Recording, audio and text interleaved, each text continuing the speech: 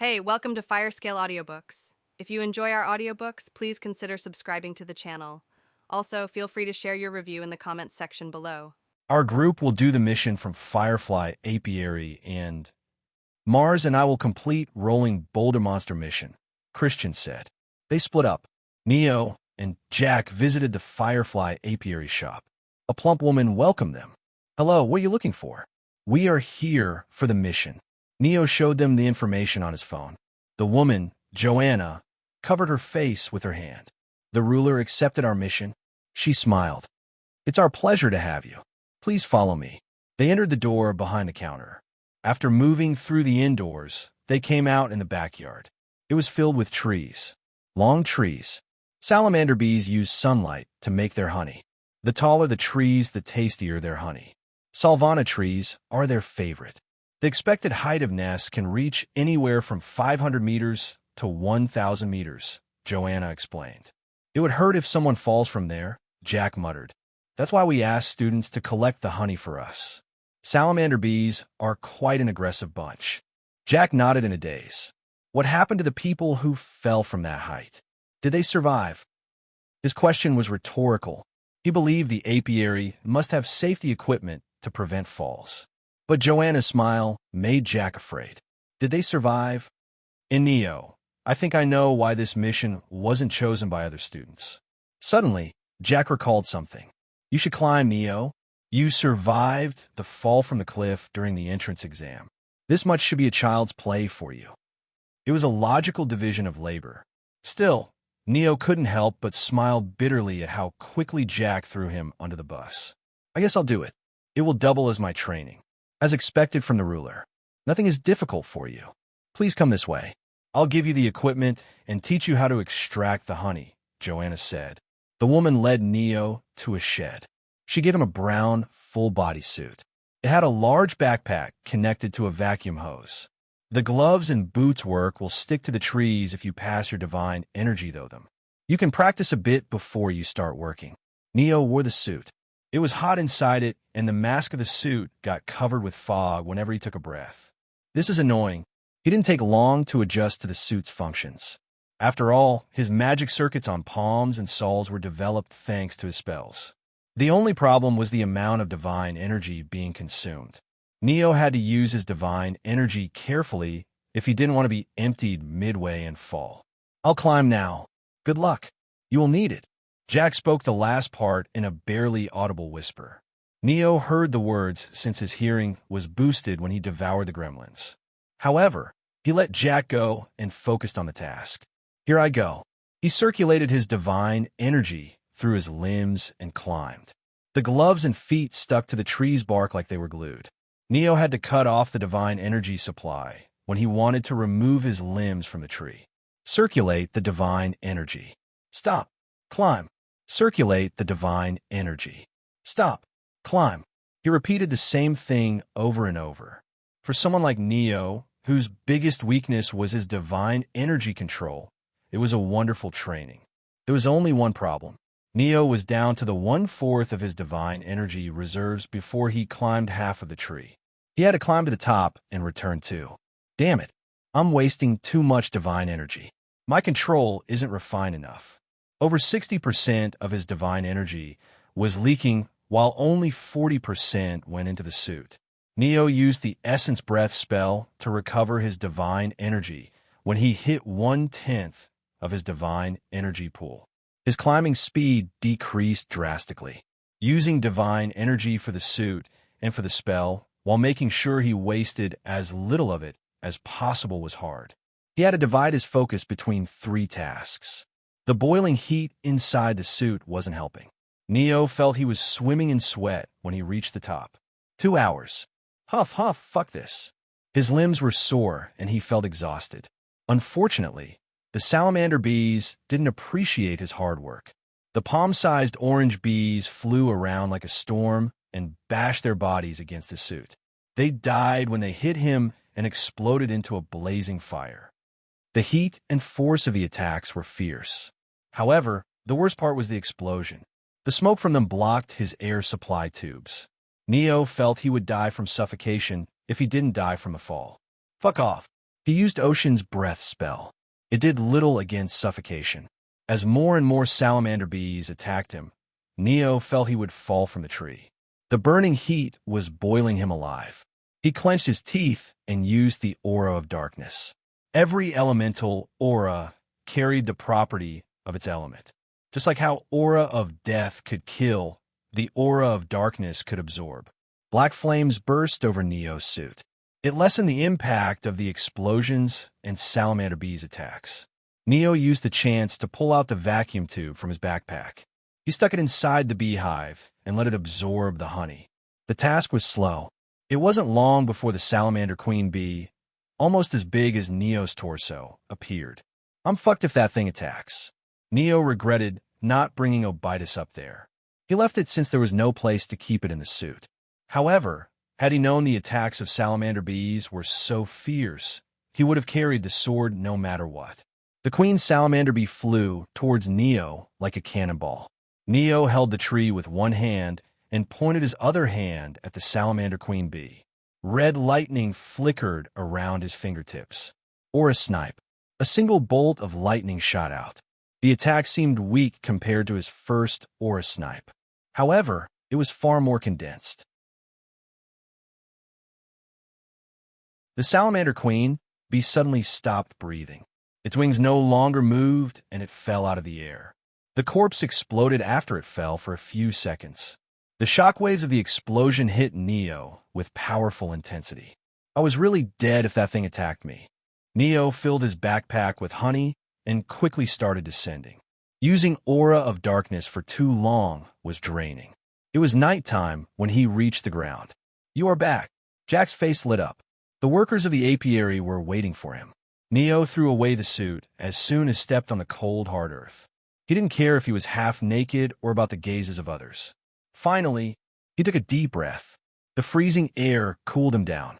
These are your clothes. Joanna came to him with a flushed face. Can I have a shower before that? Yes, of course. She maintained her professional attitude despite the scene before her eyes. Neo noticed her gaze moving to his lower half, but he was too exhausted to care about anything. After returning from the shower, he crashed on the chair next to Jack. Both of them sat under the moonlight in silence. You are quite bold. I didn't expect you to get naked as soon as you completed the job. Jack chuckled. He was no longer a nervous mess. There are quite a few young ladies working at the shop. How do you think they will react now? You think I give a fuck about what others think? Neo noticed some of the girls peeking at them from the window. He pursed his lips. You should try to wear that suit under the sun and see if you don't get cooked. I'm sorry. I wasn't blaming you. Anyway, where is the salamander queen bee corpse? Why? Are you thinking of? Yeah, I'll devour it while the apiary prepares our rewards. Jack stopped smiling. It was known to everyone how the users of darkness ended. Insane and corrupted. Not a single darkness user was spared from the wretched fate. He wanted to advise Neo against it. However, it was clear Neo wouldn't listen to him. Come with me. They said we could take the corpse since we hunted it and store it for us. Neo followed him. They found the salamander queen bee's corpse inside another shed deep into the forest. Want to watch the process? It will help you with your element. Neo questioned. No, I'm okay. I'll wait for you outside. Jack closed the doors and left. Alone, Neo inspected the corpse. It didn't die from the explosion, but from the aura snipe. If Neo had not killed it, the salamander queen bee could have bombarded him with multiple explosions. He once again realized how close he was to dying. It's too late to be afraid of death. He chuckled and formed the hand signs. Darkness. Devour. The shadows bloomed, and the noises returned. Com play again will want to play Nage Comitarul Neo will treaty Uferla Commodus Neo test Blige. It was unpleasant. He couldn't get used to it no matter how many times he did it. Dynamic vision, +1. Agility, +1. He left the shed and returned to the apiary with Jack. Joanna waited for them there. These 4 bottles are your rewards. We've mailed you the mission completion documents.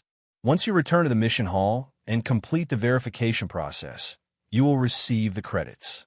4. The reward was only 3 bottles of energy replenishment elixir. Yes, the 4th bottle is a thanks from our side. You completed the mission in half the usual time. It helped us too. Neo accepted the rewards. He popped open one of the bottle and drank it. It tasted sweet. A warm sensation traveled through his body, and he could feel his physical exhaustion disappearing. It's nice. Thank you. Our products are in high demand across the academy, but it is always nice to hear the praise of a ruler. Neo left the apiary with Jack. Why were you so cold? I'm pretty sure the girls there would have liked your number. Jack teased. I'm busy. He took out his phone and dialed Christian's number. What are you doing? Jack asked, asking them about their mission progress to see if we should start the last C-rank mission. Already? It's midnight. We don't have time to rest. Besides, I don't feel exhausted after using the energy replenishment elixir. It was harmful for the body to use the elixirs in large amount. They could impede the growth of stats. However, Neo was tight on time, and he barely drank anything. It was not dangerous. Not yet, at least. Christian picked up the call after he dialed it the third time. Hello, Crack. Crack. Boom. Are busy. The monster boom. Evolved. It's too strong. The mission boom. Boom. B rank, or even an A rank. The static noises and the explosions made it difficult for Neo to understand Christian's words. It was clear they were having a hard time. Do you need help? Neo asked. Even if the mission's rank was evaluated wrongly, which shouldn't have been possible, they did not have the time to report the error to the mission hall and receive another mission. They had to complete the mission today itself. No. We boom. Crack. Ourselves. You two go for the third, Crack. Boom. The call was cut. Neo bit his lips. Will it be okay? Jack questioned. If Mars and Christian are having trouble, then the monster has to be strong. Neo nodded. Mars was on par with Morgan. For now, at least. A C-rank mission's monster should have been no match for Mars. Christian wasn't weak either. Those two could handle an A-rank mission's monster if they were well prepared. We can only leave it to them. But they said they would complete the mission themselves. Let's trust them. Jack nodded with a hardened face. They went towards the location of the last C-rank mission. There were 8 buildings for the first-year students of Temple course. These buildings were called blocks. Aurelia Block, Veritas Block, Tempest Block, Nexus Block, Orion Block, Arcadia Block, Helios Block, Solstice Block. Each block was ginormous and held different classes. For reference, these 8 were blocks assigned to Templar course students.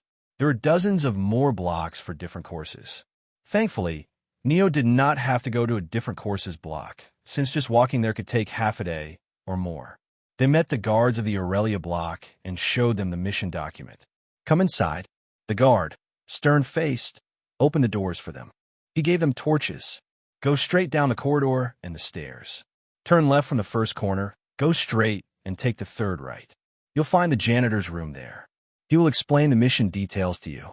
They took the torches and entered the building. Do you remember the location? Jack asked. Because I don't. Follow me. It was their first time in Aurelia Block. Neo had to circle around the corridors a few times despite remembering the location. You sure you remember the location? We can still return and ask the guard again. Shut up. In the end, it took them 20 minutes to find the janitor's room. A dim light flickered above the door. Neo knocked. A noise, as if something fell, came from inside the room. The door opened, and a man with hollowed cheek and large dark circles beneath his eyes revealed himself. We've accepted the mission. Neo revealed the documents. The janitor showed no reaction. He stepped out of the room and walked into another direction. I think he wants us to follow him, Jack said. They climbed the stairs and reached the 4th floor. The janitor stopped before the women washroom. It comes here. No fixed time of arrival, and you can't see it. He spoke with a ghastly voice and left. Huh. Wait, where are you going? Jack asked. The janitor did not return. Jack was left exasperated. That's all information we have for the mission. Wow. Neo stepped into the washroom. He scanned the area. Ghosts were an invisible entity.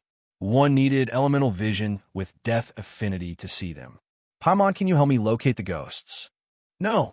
He expected the answer, but it still disappointed him. Guess we need to do it the hard way. Neo turned around only to see Jack still outside the washroom doors. Why aren't you coming in? Can I do that? I'm a man, and it's women washroom. Neo gave him an unamused stare. Jack, we don't have time for jokes. I wasn't joking, though. Jack stepped inside with an embarrassed expression. The two waited for the ghost to appear. Nothing happened after 2 hours. Is this even working? Besides, how will we deal with something we can't see? We'll use our death affinity to dodge the ghost's attacks and counter it. Doesn't that mean we have no plan? Neo looked away. It would have been an easy task if he had elemental vision. However, one needed to reach adept mastery in an element for it. We are wasting too much time. I'll try to lure out the ghost. Please protect me and deal with it when it arrives, Jack said. He sat cross-legged on the ground and closed his eyes. His lips moved while he chanted multiple spells. Parallel spell casting. That's a technique barely any students from our batch can use. I don't know if I should call him coward or stupid for choosing 1700's rank with that ability. Neo shook his head. He waited for Jack's magic spell to work.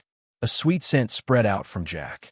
The smell was an illusion only dead souls or those with affinity for death could smell. Necromancy. It's that wretched ability, Paimon suddenly spoke. Her voice was cold and emotionless. Neo noticed her disapproval for necromancy. Why are you upset? He whispered. I'm not upset. It's just that the necromancy is a forbidden branch of death element. It's disgusting. He couldn't understand her words. Devouring others was fine, but necromancy wasn't? I know what you were thinking, and you are wrong. Devouring is another form of death. It's the end. Necromancy, however, is an act against death itself. It strips the dead of their autonomy and makes them mere tools for necromancers. Those disgusting mages corrupts both life and death for their personal gain. Tell me, am I wrong to hate such repulsive acts? There is no need to think about necromancy in this situation, though. Jack is simply luring out the ghosts. Neo answered her calmly. He made sure to keep his voice low lest Jack heard him. Before long, Neo's senses rang. He ducked and rolled into Jack's direction. Deep scratch marks appeared on the wall where Neo stood moments ago. He grabbed Jack. Wake up. The ghost is here. Jack's eyes were unfocused, and he continued chanting the spell. This damn guy, he is completely out of it. Set up a defense spell at least. Suddenly, Neo felt a heavy presence of death. He used Ocean's Embrace only for the spell to provide paper-thin defense. Fuck. Blood poured out from the gashes on Neo's back. He protected Jack, but it cost him. This damn ghost can use Aura of Death. Aura of Death could inflict wounds that were hard to heal and ignore the opponent's defense to a certain degree. With his low mastery of Ocean's Embrace, it might as well not exist for Neo. Unfortunately, Neo found this just now. He held Jack and a princess, Carrie, and retreated when suddenly his senses warned him of another attack from behind. I can sense one in front of me and another at my rear. There are 2 ghosts. He jumped to the side. His expression worsened. There could be multiple ghosts. Not just 2. They could be hiding in the washroom stalls. I can't risk it here. I'll be emptied out after attacking once. If they dodge it, I'm done for. Neo had to change locations. He ran to the window and jumped out. While he was in the air, his senses warned him of another attack. He had no way to dodge and took the attack head-on. Deep wounds appeared on his shoulder. Neo barely managed to land on his feet. As soon as he landed, his senses warned him of 5 presences surrounding him. Neo looked at the window. He didn't sense any other ghost up there. Thanks for following me out. He dropped Jack and held Obitus. Red lightning and black flames materialized around the sword. He slashed in a wide arc before the ghost could run or attack. The trees at the end of area suddenly dried up and died. Screeching wails of the ghosts echoed. Their presences disappeared a beat later. Neo gasped for breath and sat on the ground. My condition is better than the previous time I used Aura Slash, but I'm still fucked if there is another ghost. While his limbs no longer trembled and he didn't feel like dying after just one Aura Slash, it didn't change the fact his divine energy reserves were back to 1/10 of their total. Neo waited. He spread his sense wide to locate another ghost. There was nothing. He let out a sigh and used Essence Breath spell to speed up his recovery. Jack woke up with a groan. What happened? Neo, are you okay? Blood poured out nonstop from Neo's back, and his shoulder had an ugly injury. He looked like he had a step inside the grave. I've seen better days, Neo smiled. He wasn't joking. The only worrisome fact about the wounds was they were made from death aura-infused attacks. They wouldn't heal unless healers used purification on him. Neo, however, as a death wielder, could suppress the death aura lingering on his injuries and remove it with time. As long as he removed the death aura, his super healing would do the job. In short, he was perfectly fine. What about the ghosts? Is there anyone left? Neo asked. No. The reason I woke up was because their presences disappeared. Good job. Go to the janitor and report the mission's completion. I'll try to recover in the meantime. Jack didn't look enthused to leave Neo alone given his grievous injuries. However, Neo's nonchalance forced him to follow his words. While Neo was focusing on removing the death aura and recovering his divine energy, Paimon opened her mouth. I've been curious about something. How can your spirit wield more than one element? It should be impossible. I don't know myself. Neo lied as naturally as he breathed. He was worried Paimon would destroy Obidus if she knew the sword's origin. The former Grim Reaper noticed his lie rather easily. Worry not. I won't do anything just because it displeases me. If I did, I would have killed your friend and every necromancer out there. Neo felt his scalp go numb, because he knew she had the ability to follow up on her words. Paimon was strong. She could kill others or spare them on whim. It was one of the reasons why Neo pursed strength. He didn't want to let others decide his fate. Jack returned. He brought plain glasses with him. The rewards of the mission, could provide the wearer wind elemental vision. You can have them. I barely did anything in this mission. Okay. Neo wasn't the one to refuse free gifts. He pocketed the glasses for later. The two left the Aurelia block. They crashed into the cafeteria and ordered food. Morgan was, once again, eating piles of bread. She looked like she had just finished her training. Neo was about to call out to her until his senses warned him. She was pissed, and she would attack if he annoyed her. I bet it's because the Zeus clan members made fun of her. Yeah, it's definitely not because she is holding a grudge for the ranking tournament. Neo wisely sat on another seat. Jack let out a sigh of relief. He was worried they had to sit with Morgan. It wasn't long before Christian's call arrived. We are done. Where are you two? Cafeteria. The one near the Seraphim Hall. Okay, wait for us. Neo told the chefs to delay his order for an hour. He was waiting for Christian and Mars to arrive so as to eat with them. I'm not doing this to make more friends or because I want to prove Felix wrong. This is my actual personality. I'm an extrovert who had been posing as introvert until now. After self-justifying himself, he waited for Christian and Mars. They arrived almost an hour later. You two look like shit. Tell me about it. Christian smiled bitterly. He was carrying an unconscious Mars on his back. Their clothes were burnt, torn, and covered in mud. Neo gave them the energy replenishment elixirs. Christian drank it. His complexion improved slightly. He used the other bottle and made Mars drink it. What happened on your mission? Jack asked with concern. Can we eat first? I'm famished, and we are poor. We don't have credits to buy the extravagant meals, Jack spoke. Neo stood up before the mood of the group sank. The head chef is the friend of the Uja plantation owner. I'll see if we can have them use our reward from the plantation mission. The price should go down if the cooking ingredients are 70% off. They held a surprised expression. Their faces were saying, how poor you have to be to come up with that thought. Neo frowned. He couldn't say he learned this hack from his past life. Of course, 90% of the restaurant threw him and his friends out when they used this hack. He hoped it would work in the cafeteria. After explaining the matter to the restaurant staff, Neo was surprised to see them readily agree to his request. Weird. Is it so easy because I'm the ruler? Or was the mission's reward supposed to be used in this way? They ordered lots of food after hearing the new discounted prices. Neo noticed Morgan looking at their table with a salivating gaze. He called the waitress and whispered, Can I order something for her? I apologize, sir, but only your team can use the discount. Others need to pay the full price. Neo nodded. Fine, just give her some portion of my food. Or is that impossible too? The waitress alternated her gaze between Neo and Morgan. We can allow it, if it's just this time. Thank you, and if she refuses, please say it's a gift from the cafeteria, because she is a regular patron. The waitress nodded. Neo was thankful she accepted his request silently. He returned to the table. What were you talking about with the waitress? Jack said with a suggestive smile. Nothing. Christian noticed the weird nuisance behind Jack's words. Why are you asking that? He questioned while he ate the food. Listen to me. This guy went naked in front of half a dozen people. Of course, most of them were girls. Christian froze. Really? He asked slowly, as if he had trouble believing Jack's words.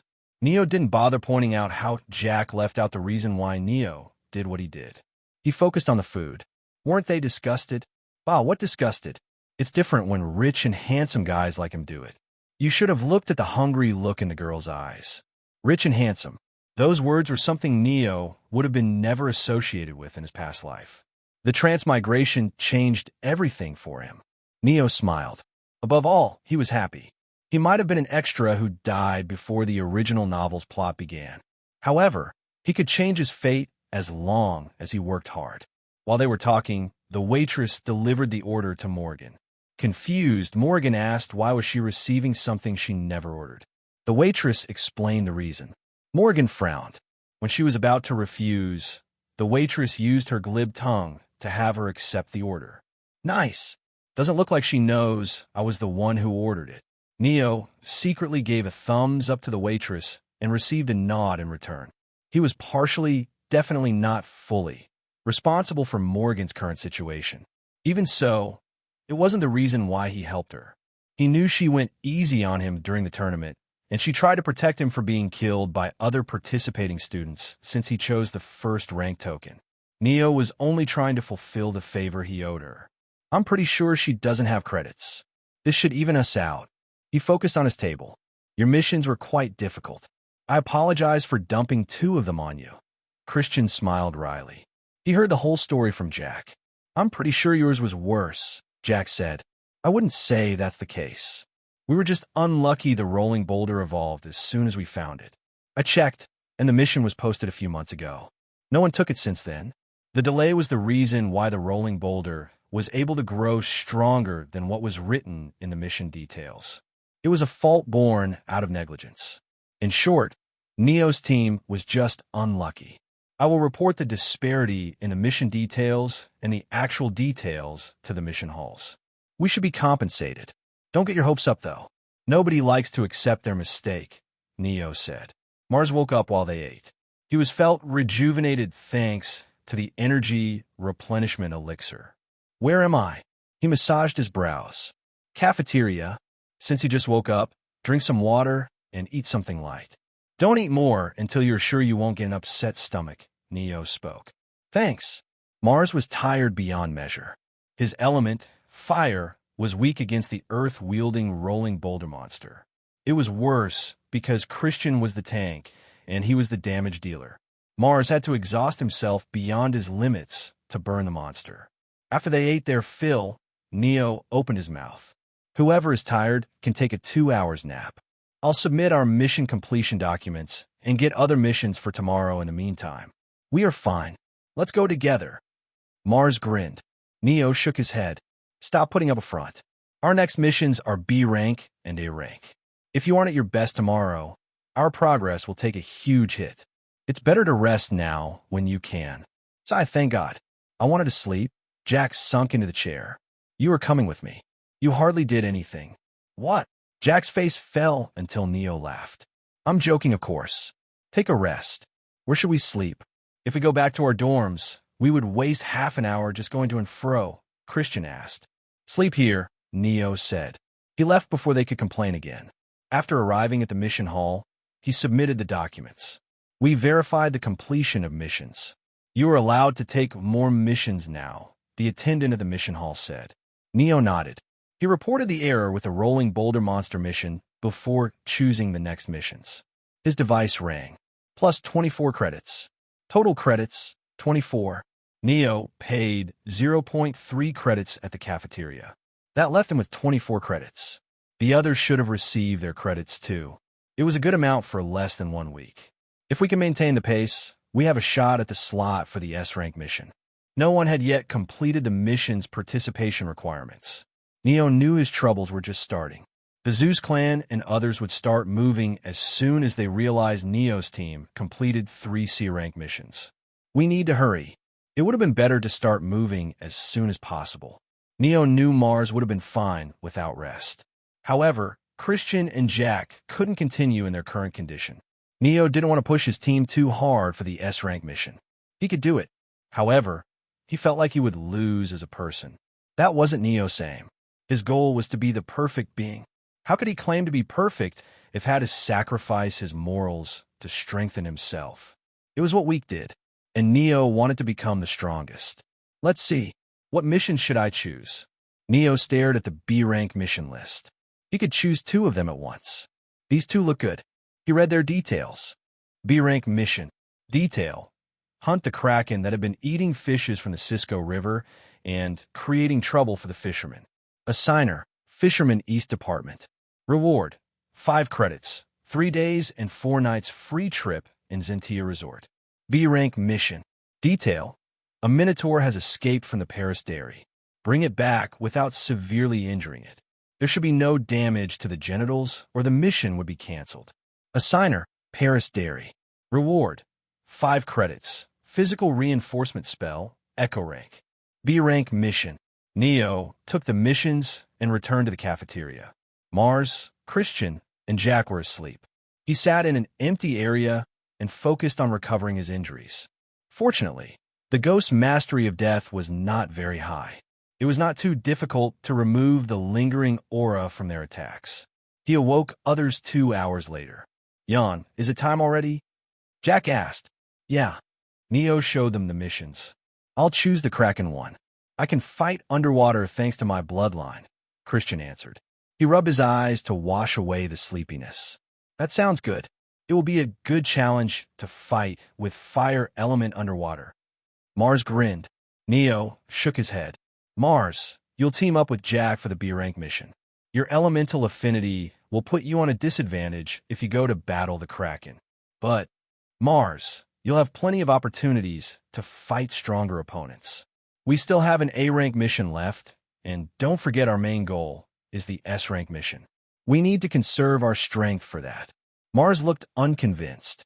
The Minotaur mission is more difficult, because you need to subdue it without harming it. Neo lied with a straight face. His explanation made Mars nod with a satisfied expression. Are you sure you want to come with me, Neo? Fighting underwater is completely different from fighting on the ground. Don't worry about it. I have a spell for it. Christian noticed the hidden meaning behind Neo's words. It has to be a water spell if it helps you fight underwater. You have water affinity. Yeah. How many affinities do you have? Quite a few. His ambiguous answer raised their curiosity. They wanted to know the truth. Unfortunately, Neo never planned to satisfy their curiosity. The group split up. Neo and Christian crossed the Uja farm. They traveled for a few hours before they reached the Cisco River. It was big and deep enough to be called a lake. Neo silently marveled the landscape before his eyes. You 2 younglings, get away from the river. The Kraken is still there. A fisherman approached them with a slipper in hands. Lucas' room, Seraphim Hall. Why have they cleared the C-rank missions already? Lucas questioned. To that, Zoe stammered. I gave you a team and made you a team leader because you wanted to prove yourself. The only thing I asked from you was to make sure those mudbloods can't compete with us for the S-rank mission slot. How did they complete 3 C-rank mission then? Lucas questioned with a smile. Harrison and other members of the Zeus clan were present in the room. Stares of multiple people, especially Lucas, made Zoe tremble. Don't be scared, Zoe. I'm not scolding you. I'm just asking for the reason why it happened. She gulped. WE made sure only the most difficult missions were left, but somehow they cleared them all. Zoe prepared meticulously. From making sure the Salamander Queen Bee was present in the nest, there were multiple ghosts, to confirming the rolling boulder monster was about to evolve. She checked the other remaining missions were just as difficult, if not more. However, it was as if Neo knew the specialties of his teammates. He chose the missions best suited for them. You are saying that Fraud Ruler managed to study his teammates in detail within a day and chose missions according to them. Yes. Her words were cut short when Harrison scoffed. There's no way a team that formed a day ago can have a proper coordination to complete multiple missions at once. It's clear you were at fault for leaving easy missions behind. Harrison spoke angrily. Zoe cowered. Lucas interfered before the matter escalated. It's okay, Zoe. Everyone makes mistakes. Just make sure they aren't repeated. You mean? Those mudbloods chose 2 B-rank missions. It's these 2. Lucas showed her the details of Neo's team missions. I want you to make sure they fail this time. Why, yes. Make sure you confirm the completion of the task yourself. We can't have another failure, right? Lucas' smile made Zoe shiver. She nodded and left the room in a hurry. Cisco River. The fisherman glared at Neo and Christian. What did you 2 come here? Go shoo. Attend your classes. Christian turned to Neo with a wry smile.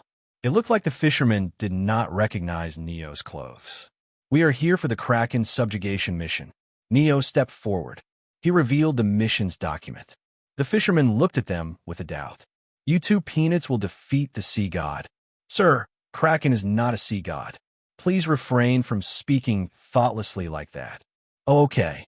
Christian's sudden strong tone made the fisherman flinch. He looked at Neo. We should start the mission. I doubt these people can provide us any valuable help or information. Neo nodded. It was his first time seeing Christian angry. Christian and Neo entered the river. A blue aura covered Neo when he used the ocean's embrace. They dived underwater. The flow of the river was strong. It was powerful enough to uproot a tree. Neo took a few tries to adjust himself. He began to swim nimbly like a fish. When underwater, ocean's embrace allowed him to breathe, and it boosted his movement speed. He felt no different from standing on ground. The only difference was he could move in any direction, including above and below. His smooth movements surprised Christian. Follow me, Christian signaled Neo. I can sense the Kraken in that direction. The 2 swam towards the center of the river. Again, the river's width and depth surprised Neo. When they reached the location, Christian stopped. It's down there. Christian pointed at the natural trench on the riverbed. No light returned from its depth, leaving it shrouded in darkness. Christian used another spell and created an air bubble around them. They could finally talk. We should discuss our roles. I'm a tank, but, strictly speaking, I'm stronger than you. And while you're a damage dealer, you have better defenses than me. I think for this battle you should be the tank, and I'll be the damage dealer, Christian said. Neo shook his head. I can use Aura Snipe and Aura Slash to end the battle in one go. Besides, I can shield only myself with my spell and not you. I can't be the tank. He tightened his grip around Obitus.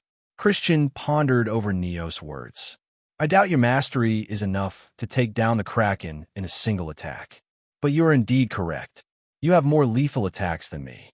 While they were discussing the plan, Neo focused on the Kraken sleeping inside the trench.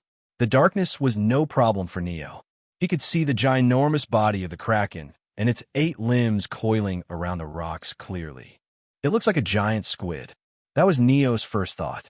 Perhaps Christian knew what Neo was thinking because he said, a dangerously powerful giant squid. Anyway, you can see in the darkness? I expected it since you have the darkness element, but isn't too much? You can kill ghosts, control darkness, breathe underwater, and climb 500-meter trees without a break. Is there anything you can't do? There are plenty of things I'm incapable of. Though, I'm planning to learn them all. Neo's answer exasperated Christian. At that moment, Neo saw the Kraken move.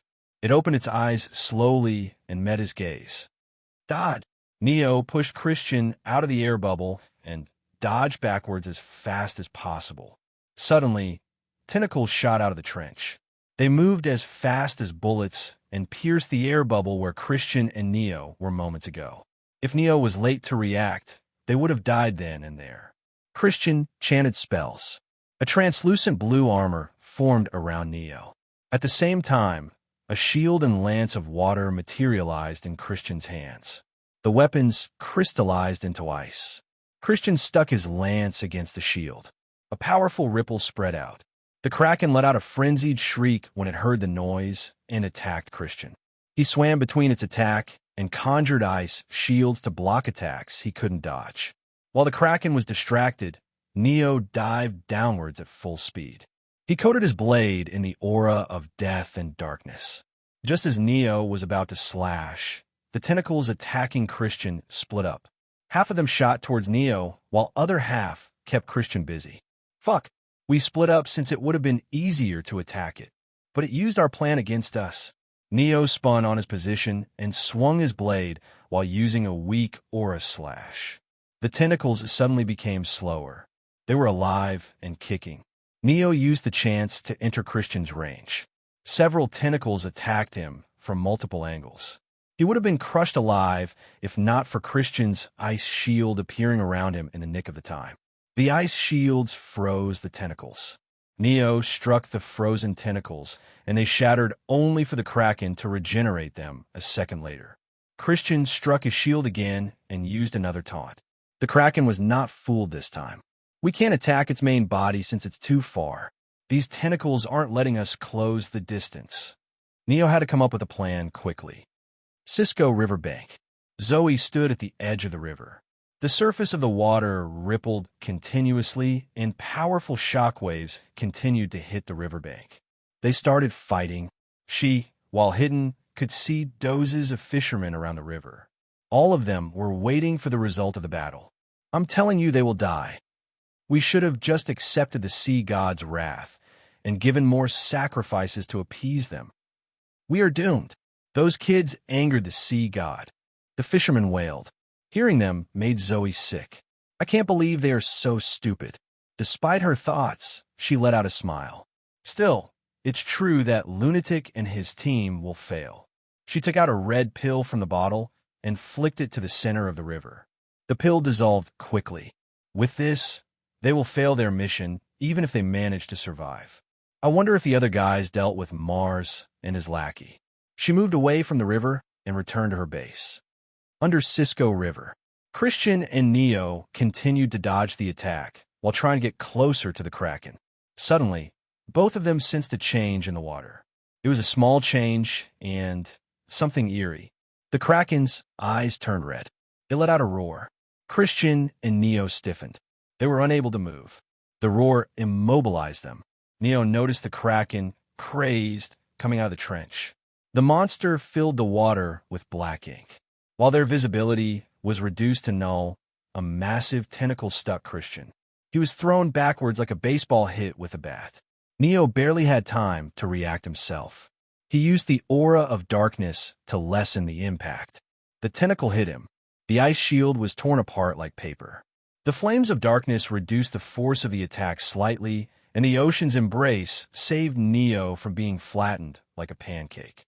Still, he was hurled into the riverbed at breakneck speed. Fuck! Neo's body screamed when he tried to move. He looked above. The river was filled with ink, and the visibility was zero. But Neo could tell. That fucker is trying to go out of the water. He didn't know why, but the Kraken had clearly gone berserk. This is bad.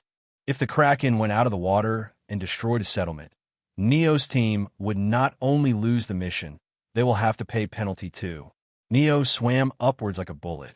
Another tentacle came out of the inky water and flew towards him. He canceled the ocean's embrace and focused on aura of darkness only. The black flames reduced the impact enough for Neo to grab the tentacle. He used the tentacle's momentum to reach the riverbed, and he sunk his feet into the floor. Neo tightened his muscles and pulled the tentacle. Come down. Veins burst on his limbs. He tried to wrestle the ginormous Kraken inside the water. Just when another tentacle was about to hit him, Christian returned. He rammed into the Kraken. The monster lost its balance. It was just for a moment, but it was enough. Neo turned around and pulled the Kraken over his head and smashed it into the riverbed. Shockwaves rippled nonstop. It was as if a thunderstorm arrived. Neo clenched his teeth and swam towards the Kraken. The monster was blasted into the floor. Its mouth, which was usually hidden beneath its body, was in the open. Neo dived inside. Hundreds of teeth greeted him when he stepped into the Kraken's mouth. They came down at him like a grinder. Neo unleashed his aura of darkness and used the ocean's embrace. He triggered the necrotic touch to wreak havoc from inside. Christian, outside, used his weapons to use ram attacks and lance thrusts. Both of them continued their assault without giving an inch to the Kraken. The monster stopped moving. Christian waited for Neo to come out. Minutes passed. Nothing happened. Just when Christian thought the worst, Neo tore open the Kraken's stomach and stepped outside. He was covered in green blood. "It smells," Neo mouthed with a displeased expression. A smile bloomed on Christian's face. He came down to Neo and created an air bubble to talk. "We won thanks to you. I didn't do it alone. Still, I will apologize for looking down on you when we started the mission. I would have failed if you weren't there to help me. That's why we are a team. You help me, I'll help you." Neo hit Christian's chest lightly and smiled. "Let me devour the monster before we return." Okay. Jack had told Christian about Neo's tendency to use darkness to absorb the monsters. He was not surprised. Neo was about use the hand signs when a voice appeared inside his head. "Let me eat it. I'm hungry." He nodded. "How should I do it?" No answer came from Obitus. Neo followed his instinct. He grabbed the hilt upside down with both hands and tapped the tip of the sheath on the ground. Devour. The shadows of Obitus suddenly swelled. They spread far and wide and covered the riverbed. The noises returned when the corpse started to sink into the darkness. They were bearable. Muscle flexibility +1. Neo was surprised to see his stats increase, even though Obitus devoured the corpse. He recalled Henry's words. "Obitus is linked with me. It will grow as I grow." Looks like the opposite is also true. Obitus let out a satisfied hum and returned to the sleep. The scabbard became slightly loose. "It's about to be completed." Neo turned to Christian. "Let's return." They swam back to the riverbank. Neo was drenched with water, unlike Christian, who was dried as soon as he stepped on the land. Christian noticed Neo's displeased expression. "Please don't get naked now. I'm not an exhibitionist." Neo was exasperated. Maybe he should have stopped Jack from over-exaggerating the story. They met the fishermen after leaving the river. "Please sign the mission completion documents and send them to us." "We will. We will." The old fisherman nodded. He gave Neo the Zentia resort ticket.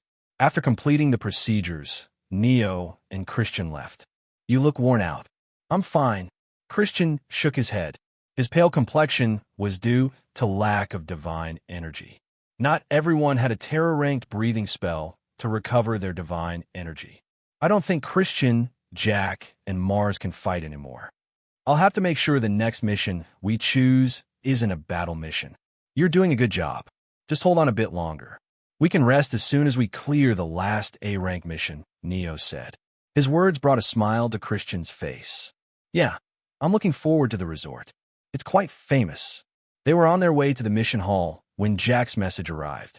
Neo read out aloud. "Mars and I've cleared the mission. But there's a problem. Meet us near our dorm." He looked up at Christian. Their expression turned serious. "We should hurry." Indeed. They met with Mars and Jack at the specified location. Mars had a smile on his face, and his clothes were damaged. Jack, on the other hand, bit his nails and paced around. He noticed Christian and Neo. "Hey, you are back." "Yeah, we just completed our mission." "Congrats. Ours was a success, too." "Good job." They sat on a nearby bench. "Why did you call us? What happened on your mission?" "That." Jack turned to Mars and signaled for him to speak. The mission was simple enough. The only hiccup was how the Minotaur suddenly went berserk and attacked us. We were almost forced to kill it. Mars grinned. Neo frowned. The same happened with the Kraken on their mission. It suddenly went berserk. "Why do you look happy if you almost failed?" Neo questioned. "Because someone was responsible for the Minotaur going berserk. They tried to have us fail the mission purposefully. Of course, I completed the mission and dealt with those certain people." Mars cracked his neck.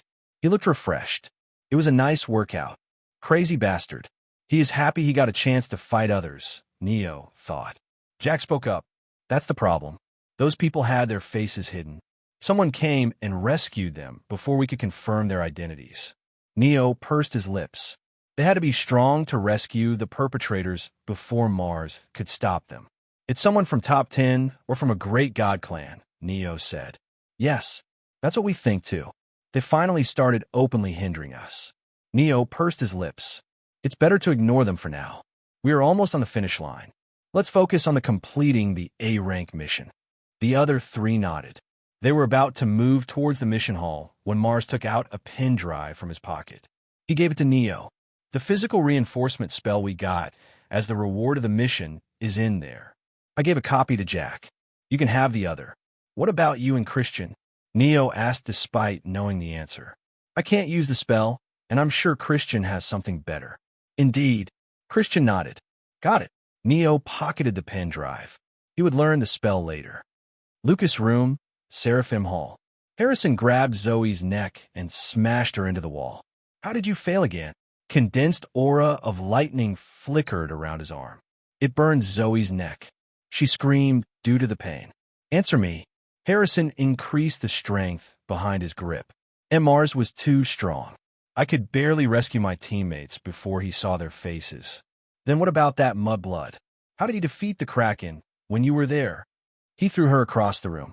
Not satisfied yet, he was about to kick her again when Lucas stopped him. We don't have time. They will soon go to receive the A-rank mission. Let's go to the mission hall. Lucas gave a glance to the bleeding Zoe before stepping out. Harrison clicked his tongue and followed behind him. Mission hall. Neo completed the verification process. Plus 10 credits. Total credits, 34 credits. He received the notification. After confirming the rewards, he was about to move towards the A-rank mission list when he noticed something. S-rank mission. Details. Redacted. Assigner. Sphinx. Reward. Redacted. Slots. February 3rd. S-rank mission. 2 teams completed the participation requirements. There was only 1 spot left. This is bad, Christian muttered. We might not be able to complete the requirements on time.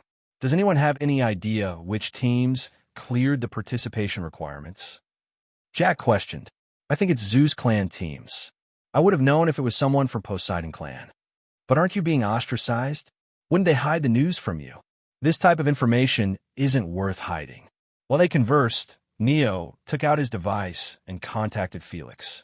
He wanted to know if Arthur's team was one of the 2 teams who clear the mission requirements. Felix, me. How many missions have you completed? Felix, we are doing our last B-rank mission before we move on to the A-rank mission. Felix, why? Me. 2/3 slots are filled. Felix, Neo, close the chats. It's not Arthur's team. Ack, let's just pick the mission. The Zeus clan teams have acquired 2 slots already. The Poseidon clan teams wouldn't be far behind them. They might finish the requirements anytime. We have to move quickly, Jack shouted. Hearing his firm voice, the others smiled wryly. That's right. We have to focus on completing our missions. Neo was about to pick an A-rank mission when suddenly a boy with large build blocked his path. Hey, what's this? Our fake ruler is choosing an A-rank mission. Harrison looked down on Neo. A-rank missions are too dangerous for someone like you, fraud ruler. He smirked. When Neo tried to move around him, he grabbed Neo's wrist. What's the hurry? Scared to face me. We have a mission to do. Harrison put strength into his grip. A slight noise of Neo's wrist snapping echoed. Mars, Christian, and Jack almost attacked Harrison. Neo had to raise his hand to stop them. Ha, look at this pussy. He isn't even trying to fight back. Guess you know your place. Harrison's grin grew wider. We'll be penalized if we fight inside the mission hall. You should stop, Neo spoke calmly. The injury on his wrist was barely worth mentioning. His battles in the underworld skewed his perception of grievous wounds. It was why he didn't react against Harrison's taunt. For him, it was nothing more than a bump on shoulder. Neo didn't want to waste his breath on such a small matter when his time was limited. Fight? You'll fight me? Fuck, does this idiot think he is on par with us just because he managed to get the 1st rank? Harrison's face scrunched up. Bastard, your stats aren't comparable to even top 50 students, let alone me. We are leagues apart. It won't be a battle if we fought. Just one-sided stomping. A sigh escaped Neo's lips. He released his aura. I told you. The heavy pressure pressed down everyone present inside the mission hall like a boulder. Harrison, closest to Neo, found it hard to breathe. I'm busy. So move. Harrison's knees buckled. He released his own aura to counterattack Neo's pressure, but it barely helped. The presence of Neo felt like cold fingers wrapped around his neck. Harrison let go of Neo's wrist and unconsciously took a step back. This is how you should have acted from the beginning. Neo clicked his tongue because of the wasted time. He moved towards the A-rank mission list. What should I choose? Everyone is exhausted. I can't pick a battle mission. It should be something that requires less effort and can be completed quickly. While Neo was carefully choosing a mission, Harrison felt his blood boil. He could think again after he got used to presence of Neo's aura. Even if Neo's presence was strong, it was just his presence. He was weak in every other field. Harrison could defeat him easily. He, humiliated, was about to attack when suddenly Mars and Christian blocked his path. They stood between Neo, who was focusing on the mission list, and Harrison.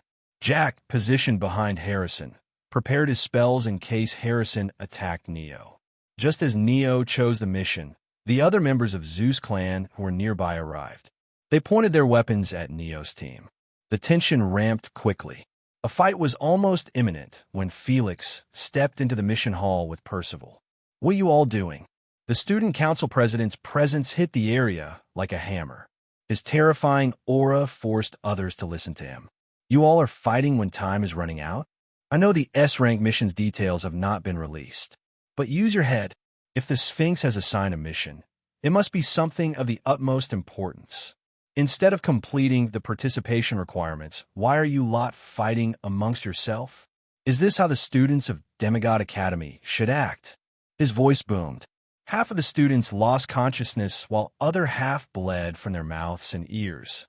Everyone was brought to their knees. Percival glared at Neo and Harrison's team. You two teams meet me outside. Now. He turned around and went out of the mission hall. Felix ran up to Neo. Sorry about that. I thought the God clans might stir up some trouble. So, I brought the student council president. I didn't know you would be implicated too. Don't worry about it, Neo said before he turned to his teammates. All of you go first. I'll get the mission before I follow you. They nodded. While they went outside, Felix spoke. I'll come with you. Our team need to complete the verification for our B-rank missions and pick an A-rank mission. They ignored Harrison and the Zeus clan members glaring at them and went to the attendant. I want to pick this mission, Neo said. A-rank mission. Detail: a young phoenix is about to undergo rebirth. It needs condensed and pure fire element aura to aid its rebirth. Assigner: Mystica Fauna Preserve. Reward: 6 credits. Beast communication spell, Whisper rank. A-rank mission. Understood. The attendant completed the procedures. You have received the mission. Please visit the Mystica Fauna Preserve to complete the task. Neo nodded. He turned to Felix. See you later. Good luck. Both of them were busy. With only one slot remaining, it was clear only one among them could be chosen for the S-rank mission. If Arthur's team fails, it will derail the plot of the novel completely. There would be negative consequences. Arthur had to meet the Sphinx and ask an important question. The answer he would receive would become the foundation of Arthur's ambition. But I can't give up. This is the only way I can complete my trial. If push came to shove, Neo would answer Arthur's question. He was deep in his thoughts as he left the mission hall. Their Percival was waiting for him. Neo was about to meet up with Percival and others when he noticed Lucas speaking to Percival. A thought occurred to him. He took out his device and messaged Felix. After receiving the reply, he joined the group. We apologize for the commotion inside the hall. It was entirely our fault, Lucas said. It's good you know that. Percival frowned. He turned to Neo. Why are you late? I remember telling you to come out quickly. His displeased expression made it clear he wasn't playing games. It was completely different from the friendly demeanor he showed in the library. I apologize for being late, said Neo. Good. At least you know you shouldn't make excuses. Percival looked down at the two groups. All of you will be fined 10 credits per person. But I don't remember giving you the permission to talk. Jack Hammer, rank 1721. If there are any problems, relay them to your team leader and ask him to deliver those issues to me. I'm sorry. Jack lowered his gaze under Percival's glare. Percival glanced at them. Does anyone have an issue with the fine? Christian stopped Mars before he could speak up. Percival noticed their actions. Neo Hargraves, extra 5 credits fine to your team. Yes, sir. Percival left after collecting the fine and giving them one final warning against creating a public commotion. I'm sorry. Mars and Jack held downcast expression. Just be careful from next time. Neo patted their shoulders. Anyway, let's go to the mission venue. Harrison glared at Neo's team while Lucas spoke to his own group. Neo ignored them. On the way, he noticed Mars, Christian, and Jack were drained physically and mentally. The strain on their divine energy reserves was bad enough, and they lost their morale after losing the credits. He opened his mouth. Don't think too much about the credits.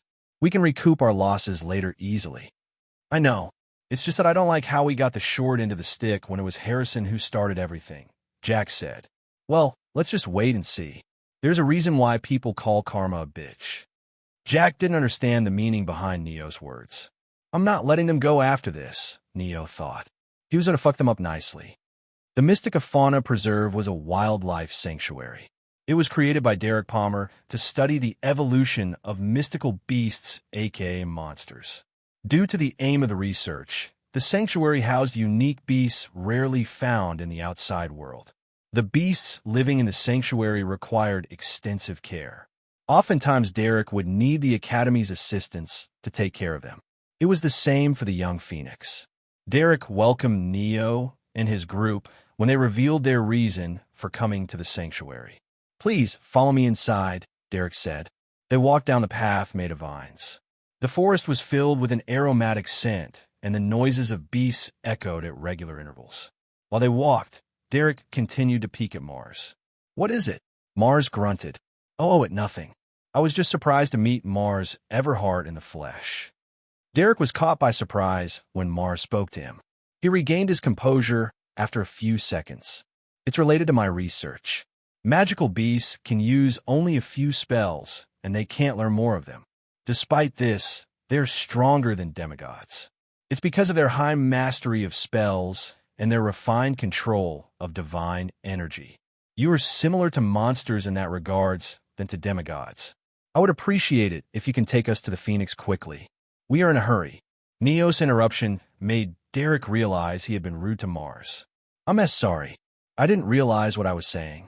I don't mind it, to be honest. Mars spoke. The Forsaken Genius. While his current strength was on par with Morgan, he had reached his limit. He could not grow stronger. It was why the Ares clan had him choose the 100th rank. Everyone in the Academy would soon surpass him. Are you okay? Neo asked. Yeah, Mars grinned. He hid his emotions behind his smile and focused on the mission. The group reached the end of the vine road. The appearance of the forest changed. From lush trees to burnt barks and char ground. From fragment air to ashen scent. This is a biome created for the Phoenix. Derek led the way. He told them about the biome and stopped when they reached a giant burning nest that lay on the ground. The Phoenix is inside there. We can provide you fireproof clothes. However, they will impede the transfer of flame element divine energy. I would suggest going in there as if you have adept master of flame element. Please give us one suit, Neo said. Derek nodded and took it out of the bag he carried. Seeing the same suit as he used during the Salamander Bee mission brought unpleasant memories. He suppressed them and opened his mouth. Thank you. We'll take it from here. I'll leave if that is the case. There are more beasts that require my attention. After Derek left, Neo wore the fireproof suit.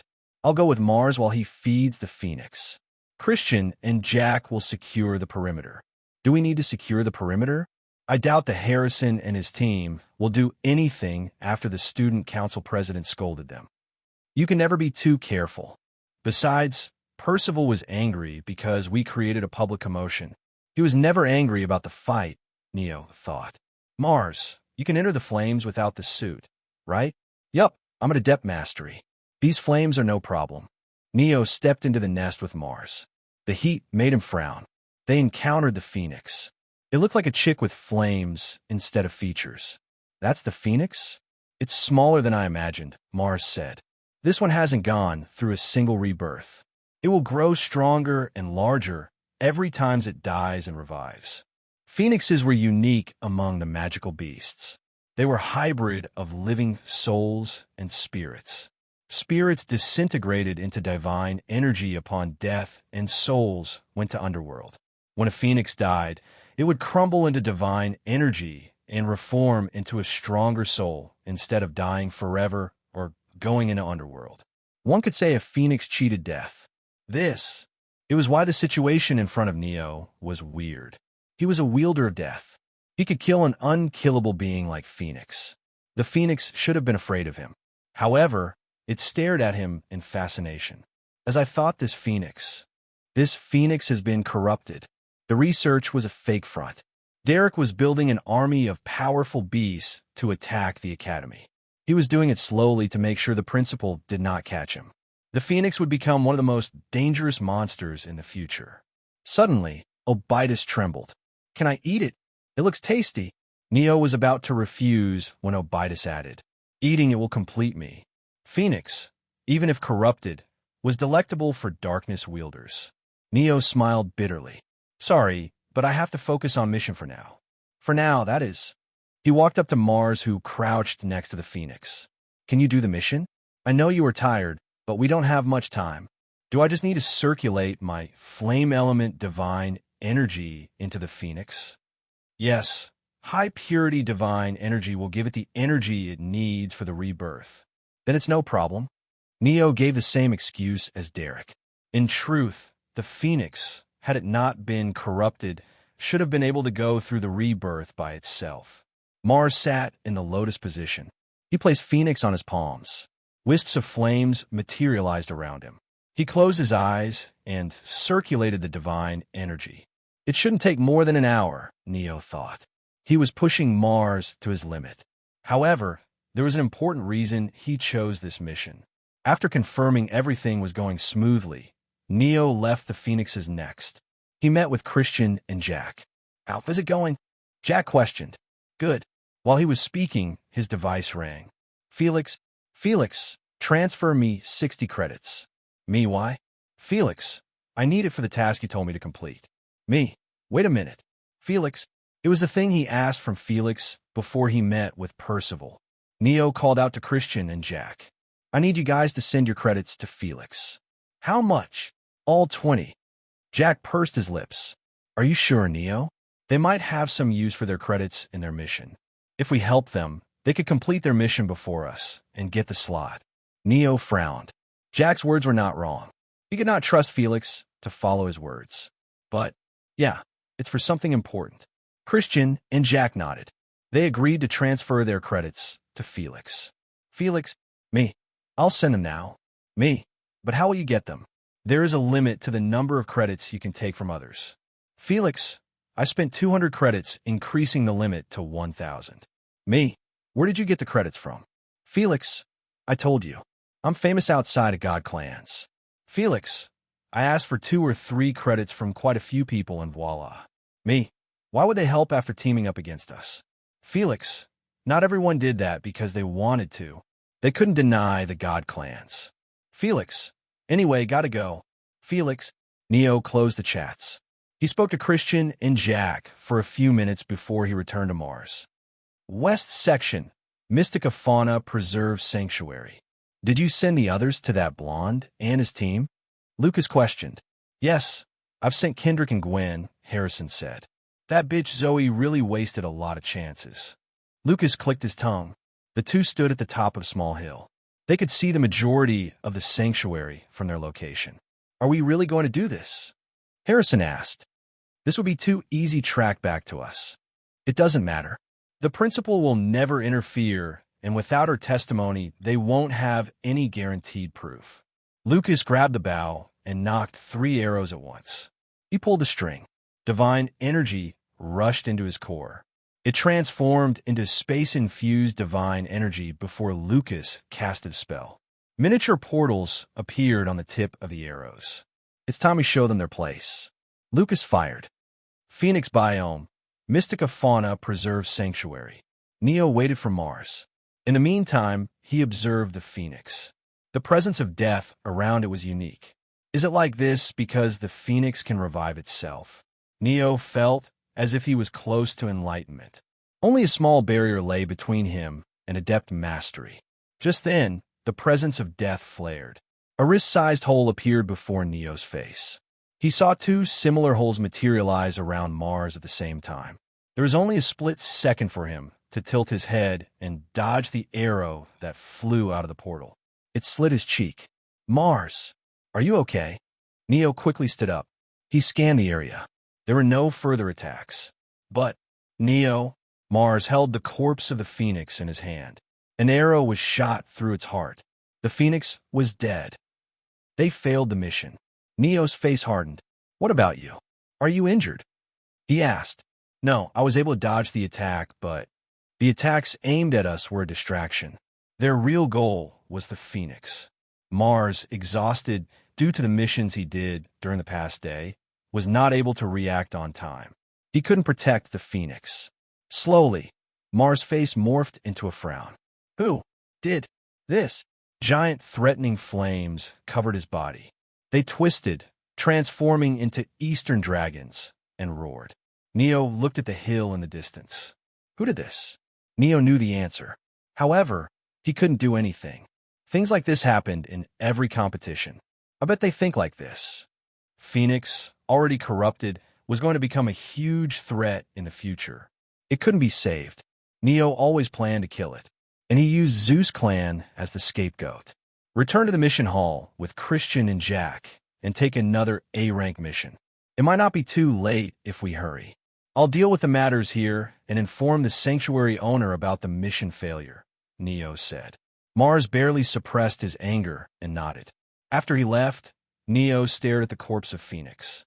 Who was he to refuse a free gift? He called out to Obitus. Devour the corpse. The darkness slithered. It pulled the Phoenix into its embrace. Voices returned.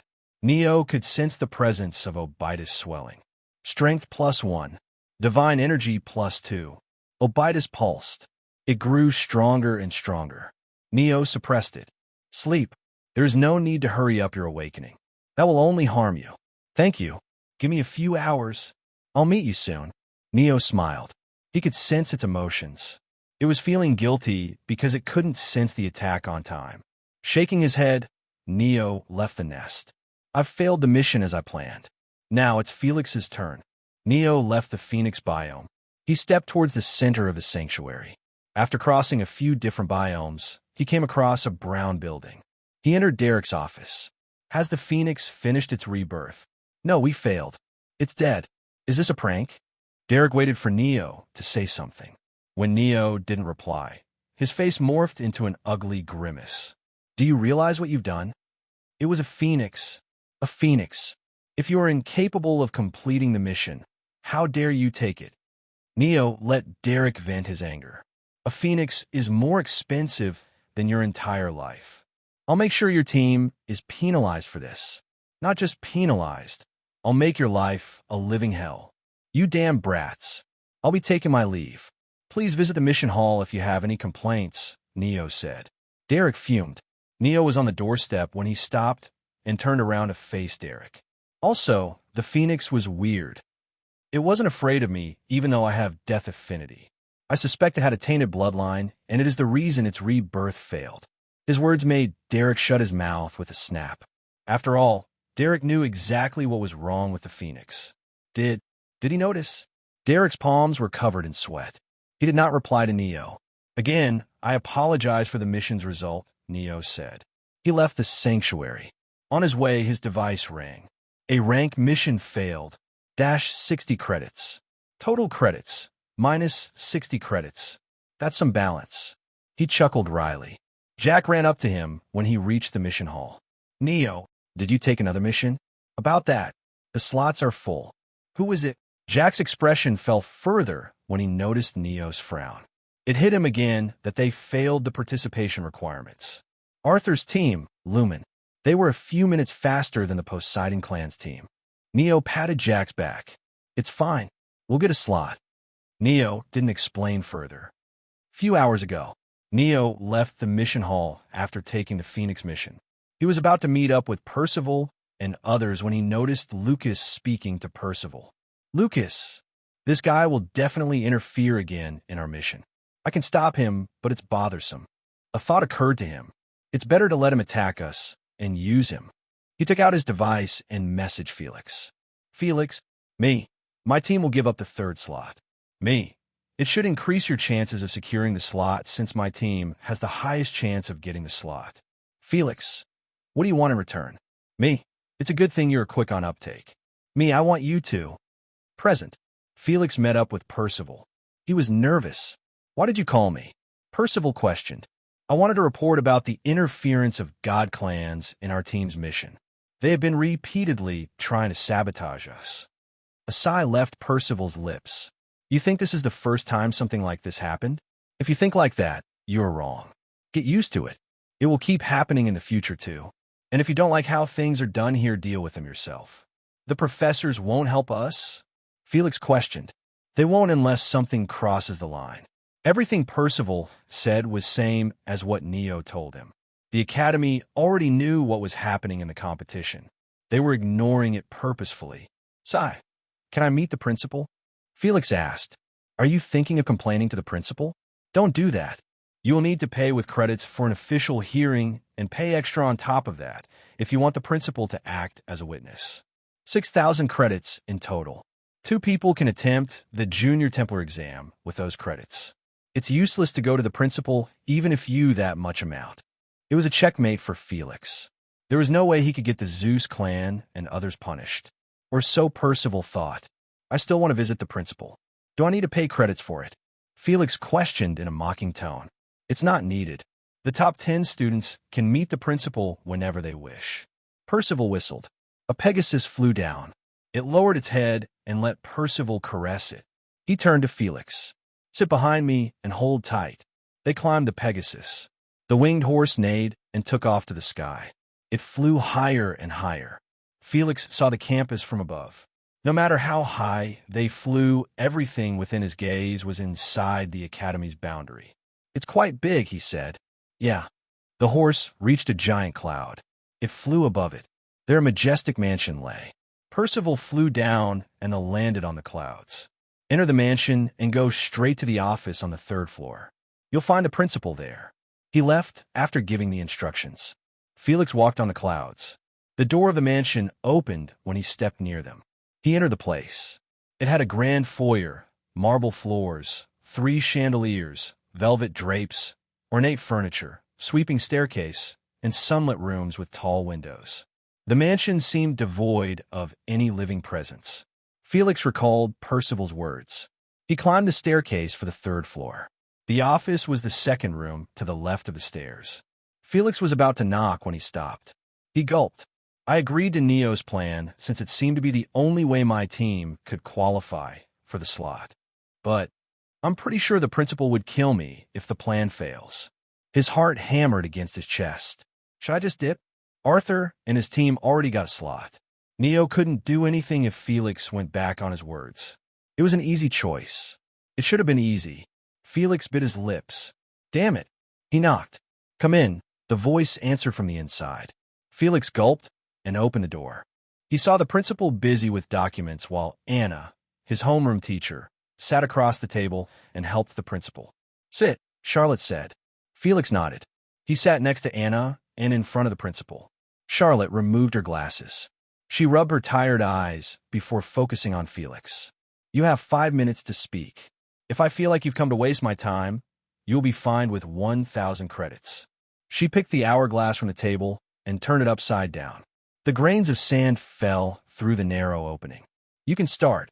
I'm here to complain about the recent competition among the teams for the slot of the S-rank mission posted by the Sphinx. You want an official hearing? Charlotte drummed her fingers on the armrest. It costs 1,000 credits. Add another 5,000 credits if you want me as the witness. The principal, Charlotte, could observe the campus at all times. She saw everything that happened inside the Academy's boundary. Thus, her words were absolute. If she said she saw someone do a crime, The person would be found guilty no matter what evidence they brought. There is no need for the principal's testimony. I only need to start the official hearing. Very well. Charlotte nodded. She took out a new page and placed her pen on top of it after Felix paid the required credits. What is your complaint? I want to file an official complaint against the principal of the Demigod Academy, Charlotte Fontaine, for allowing students to use unsavory means to win the competition. She's turning a blind eye to cheating, bribery, and sabotage, and it's tarnishing the reputation of the Academy.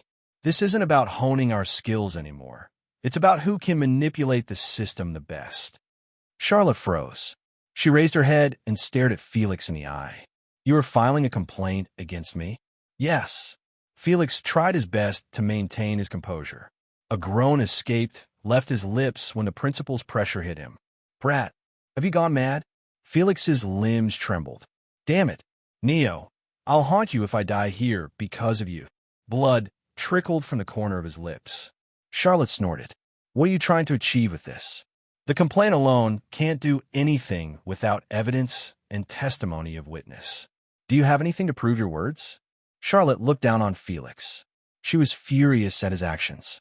In normal hearings, Charlotte decided who was guilty and who was not. She didn't need any evidences or witness. However, when she was the accused, there would be a public hearing and the judgment would need witness or evidences. The testimony? Felix turned to Anna at his side. The homeroom teacher was staring at him. Does it work if our homeroom teacher acts as a witness for our side? Charlotte closed her mouth. There should have been no one inside the academy who would act as a witness against her. Felix's complaint was useless. But what about Elizabeth, who was disguised as Anna? Would she help Charlotte or Neo, who was about to lose the slot due to interference of Zeus clan? These brats, they planned everything. Charlotte tightened her fists under the table. She had seen Neo devour the corpse of Phoenix. Coupled with what was happening before her, it was clear Neo always planned to fail the mission and get a slot by forcing Charlotte to make a move. He was trying to get the best out of everything. Charlotte's anger simmered. It didn't feel good to be outsmarted by kids who were 1/10 her age. Go out for a few minutes, Charlotte said. What? I can't leave the principal alone with Miss Anna. There is no guarantee if. Brat out, I said. Felix felt the hair on his limbs burn. The principal was angry. He nodded and left the room. What are you going to do? Will you act as a witness against me, your master who gave you a place to stay when you have nowhere to go? Or will you take my side? Her words made Elizabeth wrinkle her brows. Neo, Tisk shouldn't have expected anything from someone who returned to her master only when she needed a favor. Elizabeth looked away. The more Charlotte thought it, the more she didn't like Neo. It was one thing to try and one-up her. She would have liked Neo's plan under normal circumstances. But to have her disciple choose him over her was crossing the line. Charlotte called Felix back into the room. Despite being nervous, he maintained a calm expression. Withdraw your complaint.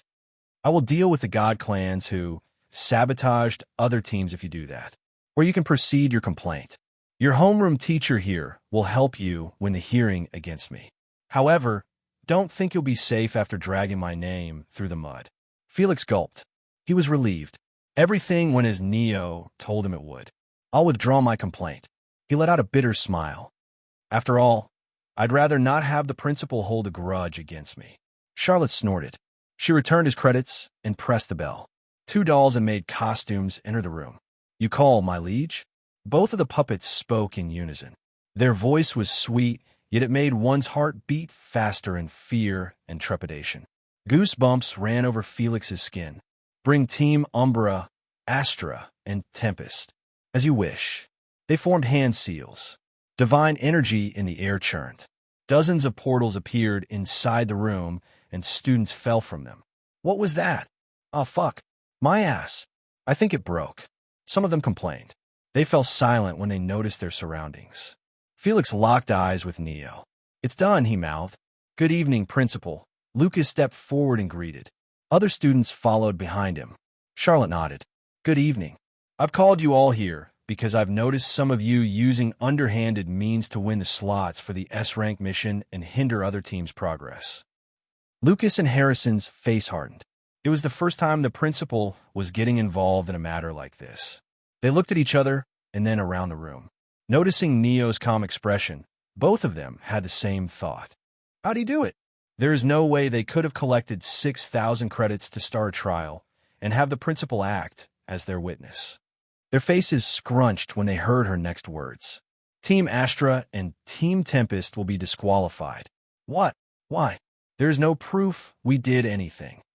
The members of Team Tempest, Zoe's team, spoke up. No proof. Charlotte's aura hit their shoulders with a crushing force. You dare use those words in front of me? The students fell to their knees. We apologize for our rude words. MHM. Charlotte let them suffer under her aura and turned to Lucas and Zoe. As I've said, both of your teams will be disqualified. Team Umbra, which should have received a slot had you not intervened, and another team will get a slot in your places. Listening to her made Lucas frown. He thought hard. Suddenly, his brows jumped. Principal, it is true we had won the slot, no? Yes. Then can we cancel the disqualification if we pay enough credits? Charlotte looked at Lucas with surprise. She hadn't expected this. This year's brats have a good head on their shoulder. She smiled. Her gaze met Neo's gaze. He didn't want Lucas's disqualification to be revoked. His frown made Charlotte's smile grow wide. 500 credits to cancel disqualification for one team, she said. Thank you, Lucas replied. He looked at his teammates. They understood his intentions and sent him their credits. 190 credits. Lucas' team was short of 310 credits. Zoe, tell your team to transfer us their credits. But, Zoe, give me the credits. Hurry. Lucas smiled. It made Zoe shudder. She lowered her head and nodded. Tears welled up in her eyes as she collected credits from her teammates and sent them to Lucas. 410 credits. 90 credits remaining. Lucas turned to Felix. Felix, as you can see, we are in a pinch here. Can you help us? Lucas was not stupid. He saw Neo came to the principal with them, and Felix was there already. Clearly, Felix was the one who had enough credits to demand a trial. Why should I do that? Because we are friends, and I don't want to harm my friends or my friends' friends. In short, Lucas knew Felix borrowed credits from other students. He would go after those who helped Felix if he did not listen to his demand. Felix bit his lips. He turned to the principal. It doesn't look like she plans to stop Lucas from threatening other students in front of her. Seems like she hates us for forcing her to move. Felix smiled bitterly. In the end, he shook his head. I don't have any credits left. I used them all for the trial. Is that so? That's quite bad. Lucas backed off easily. Principal, can I make some calls? I need to arrange the credits. Go ahead. He took out his device. A few minutes later, he transferred 500 credits to the principal. Team Astra's disqualification has been revoked. With this Team Astra, Team Lumen, and Team Umbra have received the slots for the S-rank mission. Charlotte smiled. Allowing Lucas' team to keep the slot was her way of getting back at Neo. But, Neo was smiling, as if he predicted this to happen. No, that's impossible. Her smile disappeared. All of you can return. Portals appeared beneath their feet when she finished her words. The students fell into the torn space. Only Neo was left behind. You seem calm for someone who kicked up a storm just now. Storm? I'm sorry, Principal. I don't understand what you mean. She scoffed at his innocent facade. Did you bait Lucas into killing the Phoenix? It was Lucas. Neo's eyes widened. Elizabeth burst into a chuckle at the side. She quickly returned to her cold, expressionless demeanor, but it only served to irritate Charlotte more. This brat. Charlotte barely stopped herself from blasting Neo into the sky. I thought he would boast about his master plan. If that happened, I would have used his words as evidence and held him accountable for Phoenix's death. Even if Neo was smart enough to make such a simple, yet crafty plan, he was still a child. He should have been excited and boasted about his plan's success. Instead, he is calm. He knows he will be punished for Phoenix's death. So he is acting like all of it was a coincidence. Charlotte massaged her temple. Neo was a tricky opponent to deal with. His plans were simple, yet they had no weakness to be exploited. She was about to send him back when suddenly an idea came to her. Neo Hargraves, Congratulations on receiving a slot for the S-rank mission. I've closely watched your team's performance, and I've been impressed with everything I saw. Neo's smile disappeared. He felt it. Something bad was about to happen. However, I've noticed one of your team members did not participate in any team activities. Teams are made up of 5 members for a reason. If Leonora von Villiers continues to skip the missions, I would have no choice but to revoke your slot. Fucking. Did you just curse at me? No, I said fair point. Neo's frustrated expression brought a smile to Charlotte's face. You can go back now. Again, make sure Leonora von Villiers participates in the S-rank mission, or your entire team won't allowed either. Understood. A portal appeared beneath Neo, and he was teleported to the mission hall. His teammates were waiting for him. Why were you late? Jack questioned. The principal wanted to talk to me. It was nothing important. Anyway, let's go eat. I'm hungry. They could tell Neo's mood was off. However, they couldn't question the reason behind his mood when he clearly refused to talk about it. How am I going to get that lazy bum to move? Neo thought. He turned to Christian. Christian, let's just say, we need to get Leonora's participation in order to be allowed to do a mission. How can we make her join us? By giving up on the mission. There is no way Miss is going to do anything that needs her to leave the room.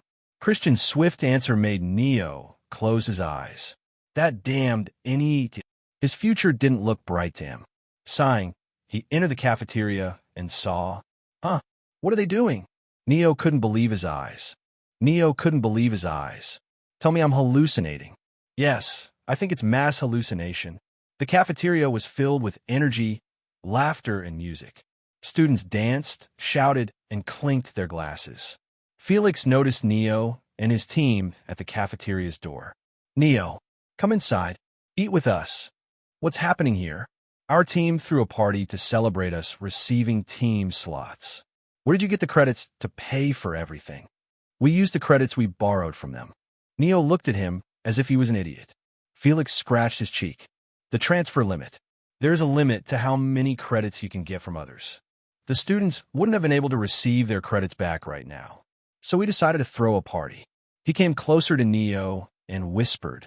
This was the perfect way to establish a good relation with everyone. I guess that's true, isn't it? Will you throw a party too? Neo was exasperated. He wants to split the bill. This guy, our negative credits were just cleared, and we have only 6 credits. He let out a smile. No, thank you. Tisk. Felix clicked his tongue silently, but made sure it was audible. He left when a few students called out to him. Let's take something to eat. You mean order, right? I meant what I said. They're throwing a part, so we might as well partake. Jack looked at Neo. The more time they spent together, the more he realized Neo, contrary to cold and emotionless face, was shameless in both words and actions. Their group sat in a corner. They chatted while eating. A group approached their table. Team Umbra, correct? I've heard you guys managed to receive a slot. A weak team like yours must have made some underhanded deals. I don't think your team can complete an S-rank mission with your current strength. Let's join your. You have 10 seconds to fuck off. Neo cut off the leader of the group. What? Why you cursed at me? Do you even know who I am?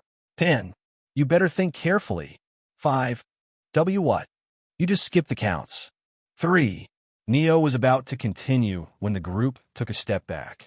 The boy, their leader, clenched his jaw and glared at Neo. I won't forget this humiliation. Remember this.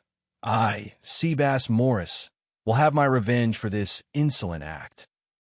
They flinched when Neo opened his mouth and left before he could speak. I never thought I would see someone act like that in real life. Jack let out the laughter he had been holding back. Christian shook his head and Mars scoffed. It was already common knowledge Neo's team received a spot. They expected someone to join their team for the S-rank mission. Now that we have a slot, what are you guys planning to ask from a Sphinx? Jack brought up the topic while they ate. The 4 stared at each other. Christian cleared his throat and put his spoon down. I'll go first. I want to know about the fastest way for me to become a senior exorcist. Wow, you don't want to know how to become a senior exorcist, but how to become one as fast as possible.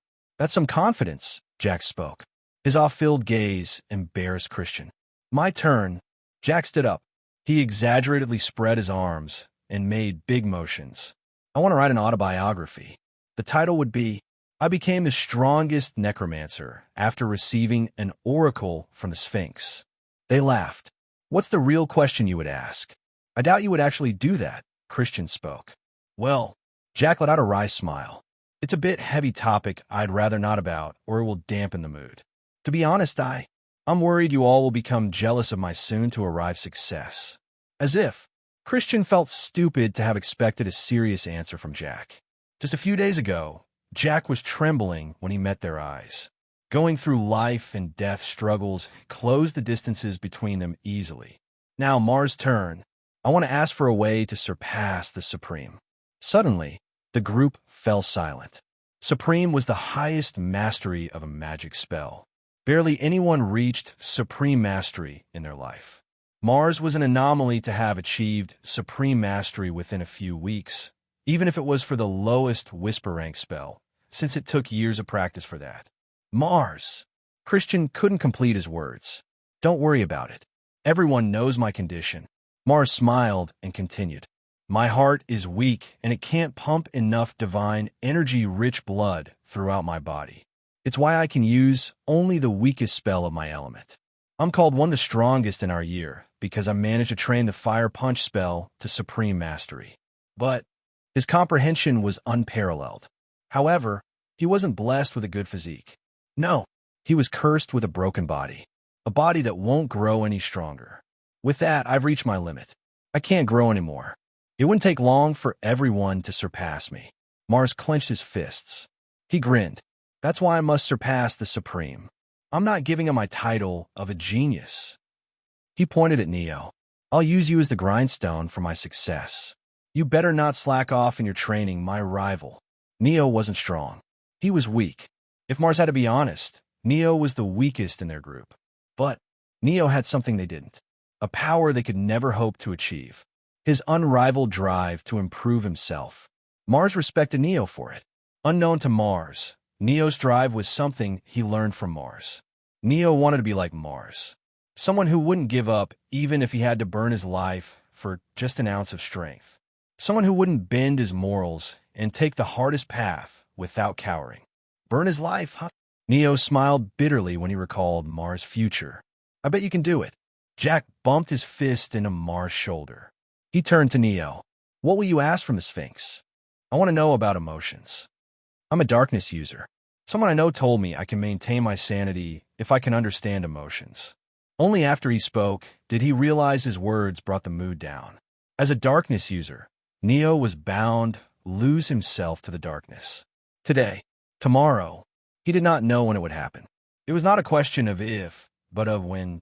Sounds like a plan, Jack grinned. He spoke to clear the heavy mood. After the dinner, they returned to the Seraphim Hall and split up. The briefing for the S-rank mission is day after tomorrow. Make sure to be on time, Neo reminded them. Neo was about to return to his room when he saw Mars sneaking out of the dorm. Where's he going late at night? It's almost the next day. He followed him. Mars stopped at the end of a small cliff. He stood against the railings and stared at the cliff. You can come out now. I know you were there, Neo. When did you know I was following you? Since the beginning.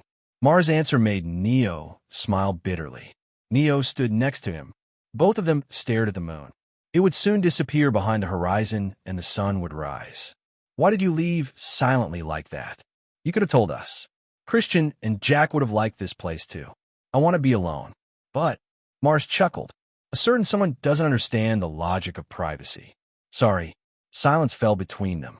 The cold air brushed past against Neo's skin. He exhaled and rubbed his palms to keep them warm. Suddenly, Mars opened his mouth. You have the bloodline of Hades. Does it mean you can see more than others? Like what? Approaching death. Can you see that? Neo's silence answered more than it should have. Sorry, you must have seen mine too. I guess it was never a secret from you.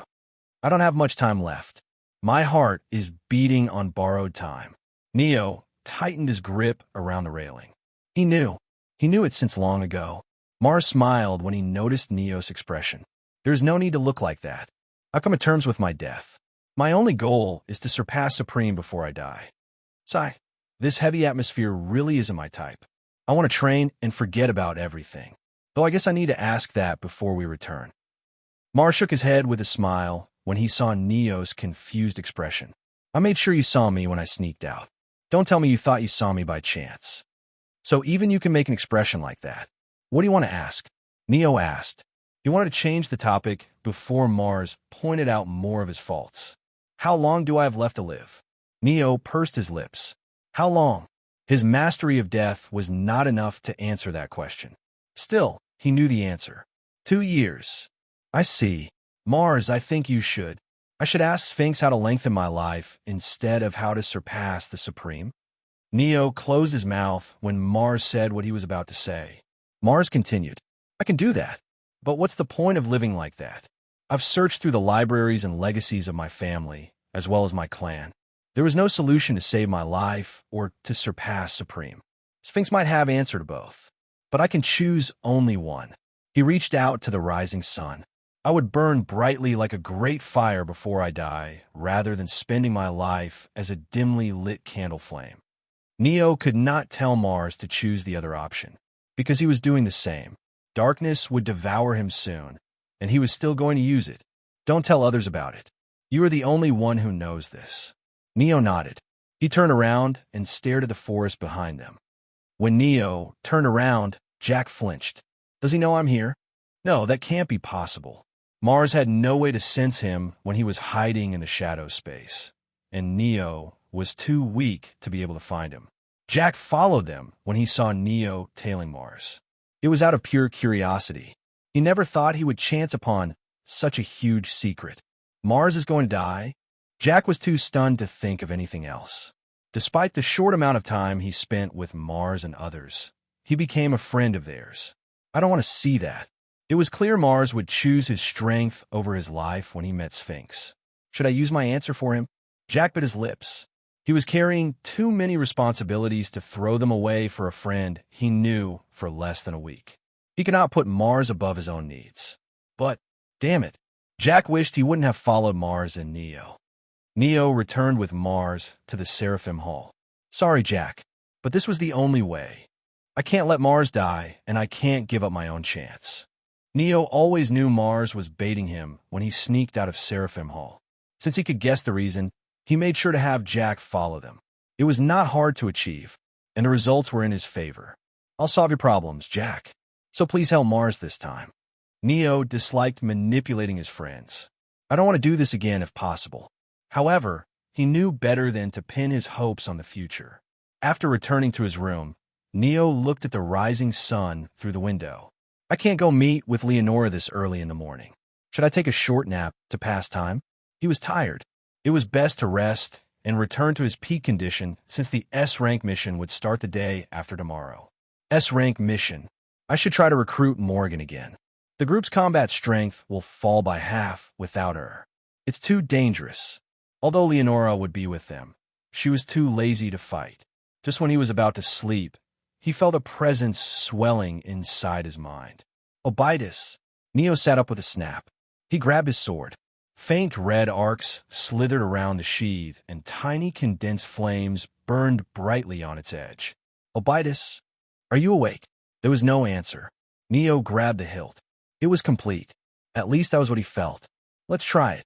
He tried to pull the blade out from the scabbard. The sword slid out of the scabbard without any resistance. It had a curved black blade with pitch black texture that seemed to pull oneself into it. A kodachi. Well, it's a bit long for a kodachi. The sword's shape was exactly how katana swords were depicted in his previous world. I'm sure the original Obitus was different. Did the appearance change to fit my preference? Neo swung the blade. It fit perfectly in his hand, the weight was balanced, and he could tell his control over death and darkness increased tremendously. Something is weird. His divine energy control seemed to have improved. But why is Obitus absorbing my divine energy? Neo slashed. Something changed when he pulled out Obitus. He couldn't put his finger on it. Suddenly, Paimon opened her mouth. How is this possible? Why can your spirit connect you to the underworld? Her words made Neo's brows jump. He realized what was wrong. My stats aren't suppressed anymore. The debuff disappeared. As a kin of death, he was weakened in the world of living. However, that was no longer the case. Neo returned the sword to the sheath. The debuff reappeared, and Obitus stopped absorbing his divine energy. His limbs felt heavy, as if he was wearing sandbags. How fascinating. I've never seen anything similar. Neither have I. Neo shrugged. He did his best to hide his smile. After curbing his excitement and taking a power nap, he visited Leonora's room. He rang the doorbell twice. There was no reply. Leonora, open the door. He knocked this time, and the door opened. It was not locked. Neo called out to her a few more times from the doorstep. There was no reply. Should I just enter? He decided against it when suddenly he heard a scream from the room. His eyes widened and he ran inside. Leonora, what happened? I. She turned to him and, Principal office. Charlotte closed the set of documents. She rubbed her eyes with a sigh. Is there a problem, master? Elizabeth stared at her with worry hidden deep within her gaze. The owner of Mystica Fauna Preserve filed a complaint against Team Umbra. He wants to be reimbursed for the phoenix's death. Phoenix was one of the rarest mythical beasts. Its value couldn't be counted with money alone. And the money is a problem? That too. But there is something else I can't understand. For someone like his personality, Derek is complaining quite calmly. I expected him to burst through my door yesterday, but he only sent a letter. It was as if he wanted to suppress the matter without creating much commotion. Charlotte closed her eyes. She tried to think of a reason behind Derek's strange actions. Elise, how is that boy? How does he act? Is he the type to put others at risk for his benefits, or does? Neo is kind, gallant, and heroic.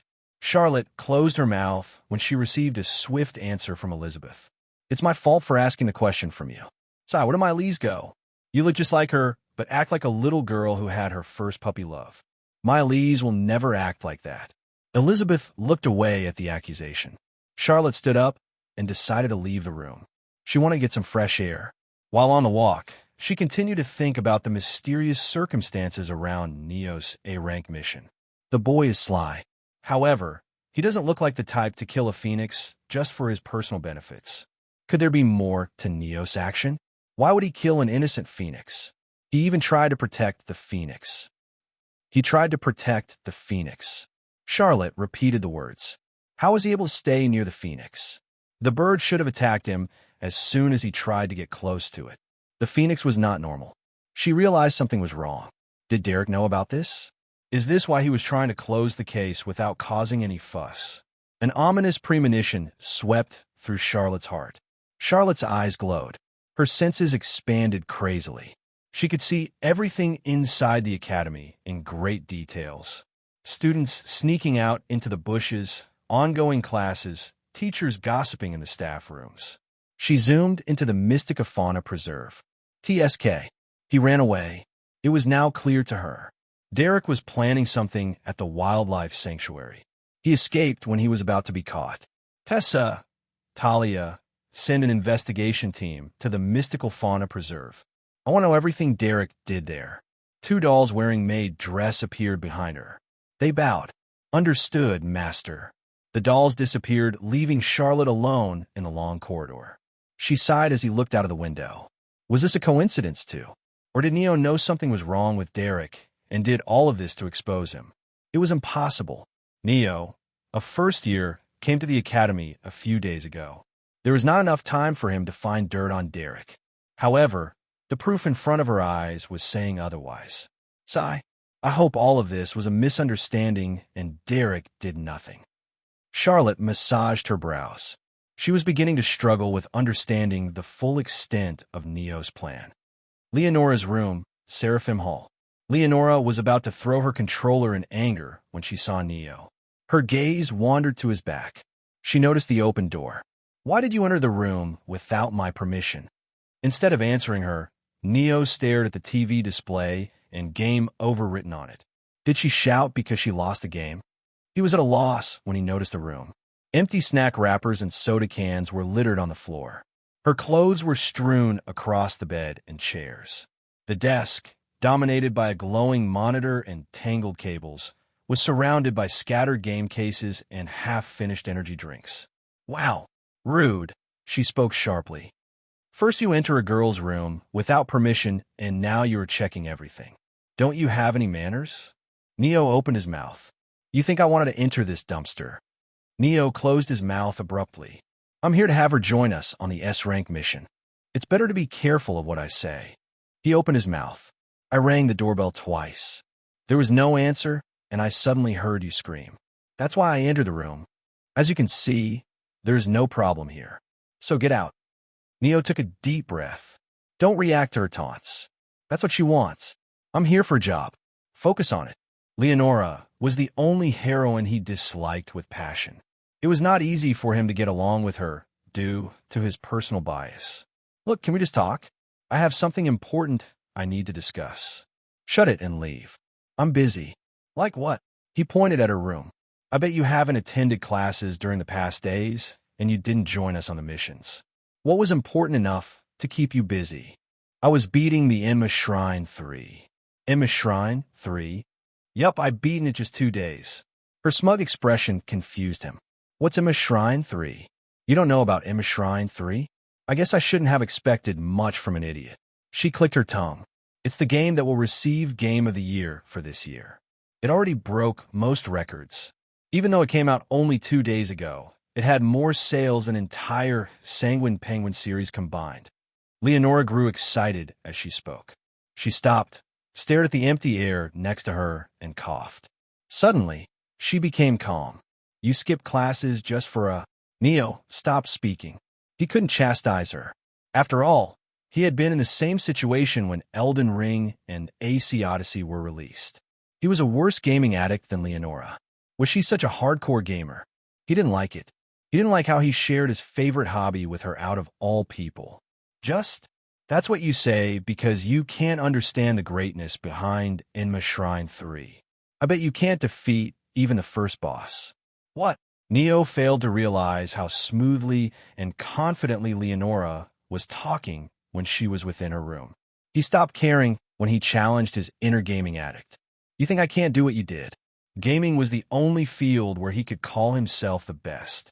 His face scrunched up when he recalled he lost the last game he played in his previous life. Fine, I'll show you your place. He went past her and picked the other controller. Hey, what are you doing? Leave that alone. I'm just proving your words otherwise. Neo saved her DLC progress and created a new save file for himself. Leonora was about to stop him until she saw he understood the know-how of gaming. Is he angry because I said he couldn't clear the first boss? Leonora was exasperated. She couldn't follow his train of thoughts. He was fine when the entire academy was calling him fraud. But he can't stand this.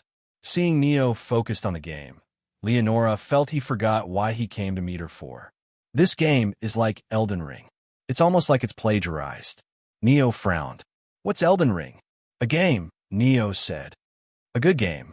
Neo did not take long to defeat the first boss. His control surprised Leonora. She sat next to him without realizing it and pursed her lips. That was luck. Besides, I defeated the first boss on my first try too. It's the second one where it gets challenging. Neo scoffed. He continued to play. When he died after meeting the second boss, Leonora chuckled. See, I told you were lucky. He chose play again and went toward the second boss the second time. It took him 5 tries to win. TSK, I swear it's the controller that I can't. Neo, about to give an excuse, noticed Leonora's stunned expression. How many tries did you take to clear the second boss? Her silence spoke plenty. The corner of Neo's lips rose into a smug grin. Leonora snatched the controller from his hand and created another save file. She started the game from the beginning and defeated the second boss in 3 tries. I took 3 chances, she answered with a smirk. If that's how you're going to do this, then let's try again. Neo took 1 chance to defeat the second boss. Leonora achieved the same after her next try. I defeated the boss faster, Leonora said. You must be blind. Should I give you glasses? His shamelessness made her grit her teeth. There are more bosses. I don't believe you can get lucky enough to defeat them all. Just accept it's a skill issue on your part when a newbie can clear the bosses before you. Both of them were immersed in the game. Their entire focus was on deciding who was a better gamer. Sometimes Neo was faster, and sometimes Leonora. It wasn't until they reached halfway into the game and the doorbell rang that Neo recalled his purpose for visiting Leonora. Check the door. Why should I? It's your room. Go yourself. I'm busy with this boss. It will disturb my concentration if I leave now. I wish you were half as good at games that you are with excuses. Neo shook his head and stood up. He opened the door and saw Christian. Christian's brows shot up. What are you doing in Miss Room? I was here to ask her join us for the S-rank mission, Neo answered with a yawn. This early in the morning? And why does it look like you've been awake the whole night? What are you talking about? It's afternoon right now. Neo stopped speaking when Christian showed him the time. It is 6 o'clock in the morning. We've been playing games for the whole day. Neo was stunned. He massaged his eyes and spoke to Christian. Why did you come to Leonora's room? I wanted to ask Miss if she would join us on the mission and... Is it really true you were just gaming? What else would we do?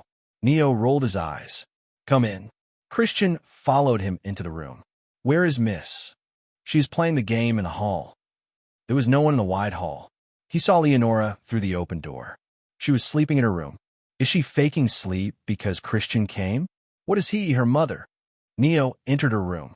He was about to wake her up when Christian stopped him. It's fine. I'm not blaming you or anything. You are adults. It's not my decision to make your life choices for you. I think you are misunderstanding something. She was awake until now. It's okay. I understand. You understand nothing. I haven't even met her for long. Why do you think anything happened between? Neo gave up explaining when he saw Christian's expression, as if Christian was looking at a kid who was caught while stealing a cookie and was now giving excuses. Is this how Amelia felt when I lied about our relationship to brother? Wow, it feels like shit. Christian patted Neo's shoulder. The mission briefing will start in half hour. Please be there on time. As soon as he left the room, Leonora raised her head slightly. He is gone, right? Neo took a deep breath. Don't hit her. Don't hit her. He opened her mouth. Could you have not done that? He has a stupid misunderstanding now. It's fine. Christian has tight lips, and even if he spreads the news, I'm not bothered by it. But it bothers me. If the news of him being in a relationship with Leonora was known, he wouldn't be able to get in an actual relationship. Fuck. Neo didn't want to remain a virgin again in this life. He clicked his tongue. Anyway, I need to leave. You are leaving? Yeah, I have to go for an S-rank mission. He recalled why he came to Leonora's room yesterday. Before he could ask her, she spoke. Will you come again? Oh, what? You haven't completed the game yet. She pulled her hoodie down and muttered in a barely audible whisper. Won't you come again to complete it? N. I'll come to the mission if you play with me again. She spoke hurriedly. Neo blinked in surprise when he heard her. Leonora stammered. She corrected herself quickly. I mean, I can't have you dying on a mission before you accept I'm a better gamer than you. Okay. Neo was stunned. Wasn't that too easy? Give me a few minutes. I'll freshen up before we leave. I have to do that too. Neo sniffed himself. Guess I'll return to my room. That will take too much time. Do you want to get scolded again for being late? Use one of the bathrooms inside my dorm. I don't have clothes. Use mine. She didn't leave room for negotiations. Despite being timid, she turned out to be unusually assertive in weird places. Neo used her place. Since Leonora did not like showing too much skin, she wore baggy and full-sleeve clothes like pants and shirts, unlike most girls. They were good enough for Neo to use. He came out after washing himself. I smell like her. He made an awkward expression and waited for Leonora. Aren't you too used to girls? Paimon suddenly spoke. That teacher, the lightning girl, and now her. You seem quite experienced despite your age. Must be your imagination. Neo rolled his eyes. One was a tyrant, another was a crazy bitch who stabbed him with a sword, and the last one lived in a dumpster. What was girly about them? Felix had more qualities of a girl than the three of them combined. Don't go too deep in denial or you'll drown. Paimon chuckled. Neo was exasperated at her joke. Leonora returned after a few minutes. She wore the usual hoodie and pants to hide every inch of her skin. Oh, let's go. She walked behind him. The two were going down the corridor when Neo recalled something. He stopped. Wait a minute. Neo approached the door next to the stairs. He rang the bell. The door opened, and Morrigan stood on the other side. What? I wanted to ask if you wanted to join. Morrigan slammed the door on his face and returned to her room. Neo was left hanging outside. He turned to Leonora with an awkward gaze. Let's go. Why, yeah. Thankfully, she didn't laugh at his failed attempt. They reached the meeting venue. It was an empty lecture hall. Students sat in dispersed groups while Charlotte and Elizabeth stood at the podium. The projector ran behind them. 1 minute before the scheduled time. Should I call you punctual or lazy? Charlotte asked. Punctual, if you please. Charlotte was exasperated at his shameless attitude. Sit. We'll start the mission briefing now. She clicked her tongue. He approached the seats where his team and Arthur's team sat. Leonora walked a few steps behind him with crouched shoulders. Christian noticed Neo wearing Leonora's clothes, but he ignored it. Felix, on the other hand, was staring at his attire with stupefied gaze. That's not his. Felix closed his mouth before anyone heard him. He didn't want any rumors to start. Suddenly, he felt a cold chill on his back. He noticed Elizabeth staring at Neo and Leonora. Neo, he whispered. Get away. Did you say anything? Neo sat next to Felix, and Leonora sat on the empty seat beside him. This idiot. Felix covered his face with his palms. The group was about to start chatting when Charlotte hit the podium. Silence. Focus on the mission. 2 dolls appeared in the room. It was as if they were always there. They distributed documents among the students. The image on the projector changed. It showed a torn sky. Dark rain fell from the crack in the sky. Beyond the crack, there were countless ruins and shadowy monsters. Window number 12862. This window connects our world to the world of shadows. It opened above Shiria Hills 5 days ago. Due to its current growth rate, its potential has been marked as calamity rank. A heavy silence descended in the room. Charlotte continued. Yes, calamity rank. 3 calamity rank windows connecting to Shadow World have appeared during the past decade. Today, all 3 countries where those windows materialized have become a graveyard. Neo pursed his lips. So it begins. The mission where everyone but 5 are fated to die. So it begins. The mission where everyone but 5 are fated to die. Charlotte continued with the briefing. The information about windows and elemental dimensions should be known to all of you. But I'll explain the basics for those not from God clans. Each elemental, the smallest unit of an element, came from a different dimension. Fire elemental from the world of blazing flames.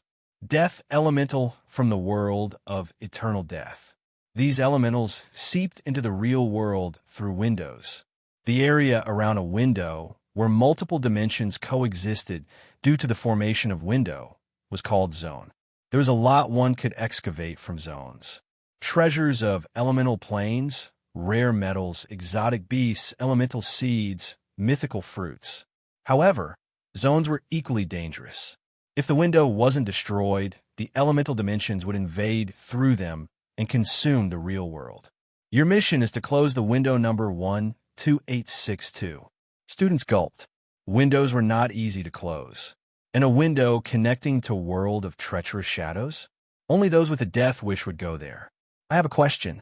Arthur raised his hand. Speak.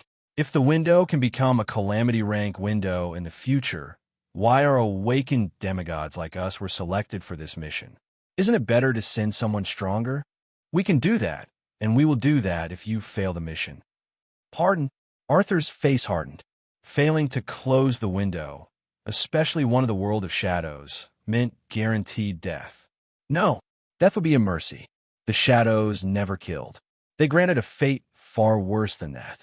Don't misunderstand. We aren't forcing you to go on a suicide mission. You have the choice to leave if you want. However, you'll be forfeiting the rewards if you do that. The briefing continued. Now, I'll explain about what you have to do in the S-rank mission. While the zone will be handled by the Academy staff, you all will enter the window to close it. Window number 12862 has 3 corners. You will go into the window, place the stabilizers at the corners, and close the window through them. As she spoke, the projector showed different images to give them an idea of what they would face. No one spoke. They stared at the screen with bated breaths. The window connecting to the shadow world will have shadow monsters. It's too long to explain, so I'll warn you about the most dangerous monsters. Your shadow. If you see your shadow, run. World of Treacherous Shadow was a unique world among the elemental dimensions. It mirrored and followed the real world down to the smallest detail, just like how a shadow would. Every person, every beast, every object had a shadow that replicated their actions in the shadow world. Those shadows wanted to become real. If a person was caught by their shadow, shadows would take over their bodies and soul and replace them. Never try to fight your shadow.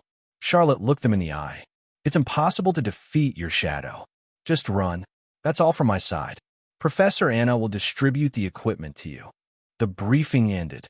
Charlotte left. Someone exhaled and the tension broke. Wow, that's the S-rank mission. It's worse than I thought, Jack commented. I'm not worried about encountering my own shadow. That happens rarely. Besides, I'm weak and so will be my shadow. The problem is... Felix stopped speaking. He stared at Arthur, Mars, and Leonora. We are dead if a shadow of anyone among these three appears. The Big Four and the inconsequential Zeroth, huh? Jack said and suddenly stopped. He stared at Neo in shock. The inconsequential Zeroth. Oh, I just remembered I have to go in. The Zeroth is me, Jack. Jack bit his lips. From how everyone stared at Jack, it seemed all of them knew about it and decided to hide it from Neo. What's this all about? Neo asked. It's what students have been calling Arthur, Mars, Leonora, Morgan, and you. I get it why other three are in the Big Four, but why Arthur? Neo wasn't as pissed as they had imagined. Jack let out a sigh of relief and showed him a website on his smartphone. It's a site accessible by only Academy students. Felix has been posting videos of their missions.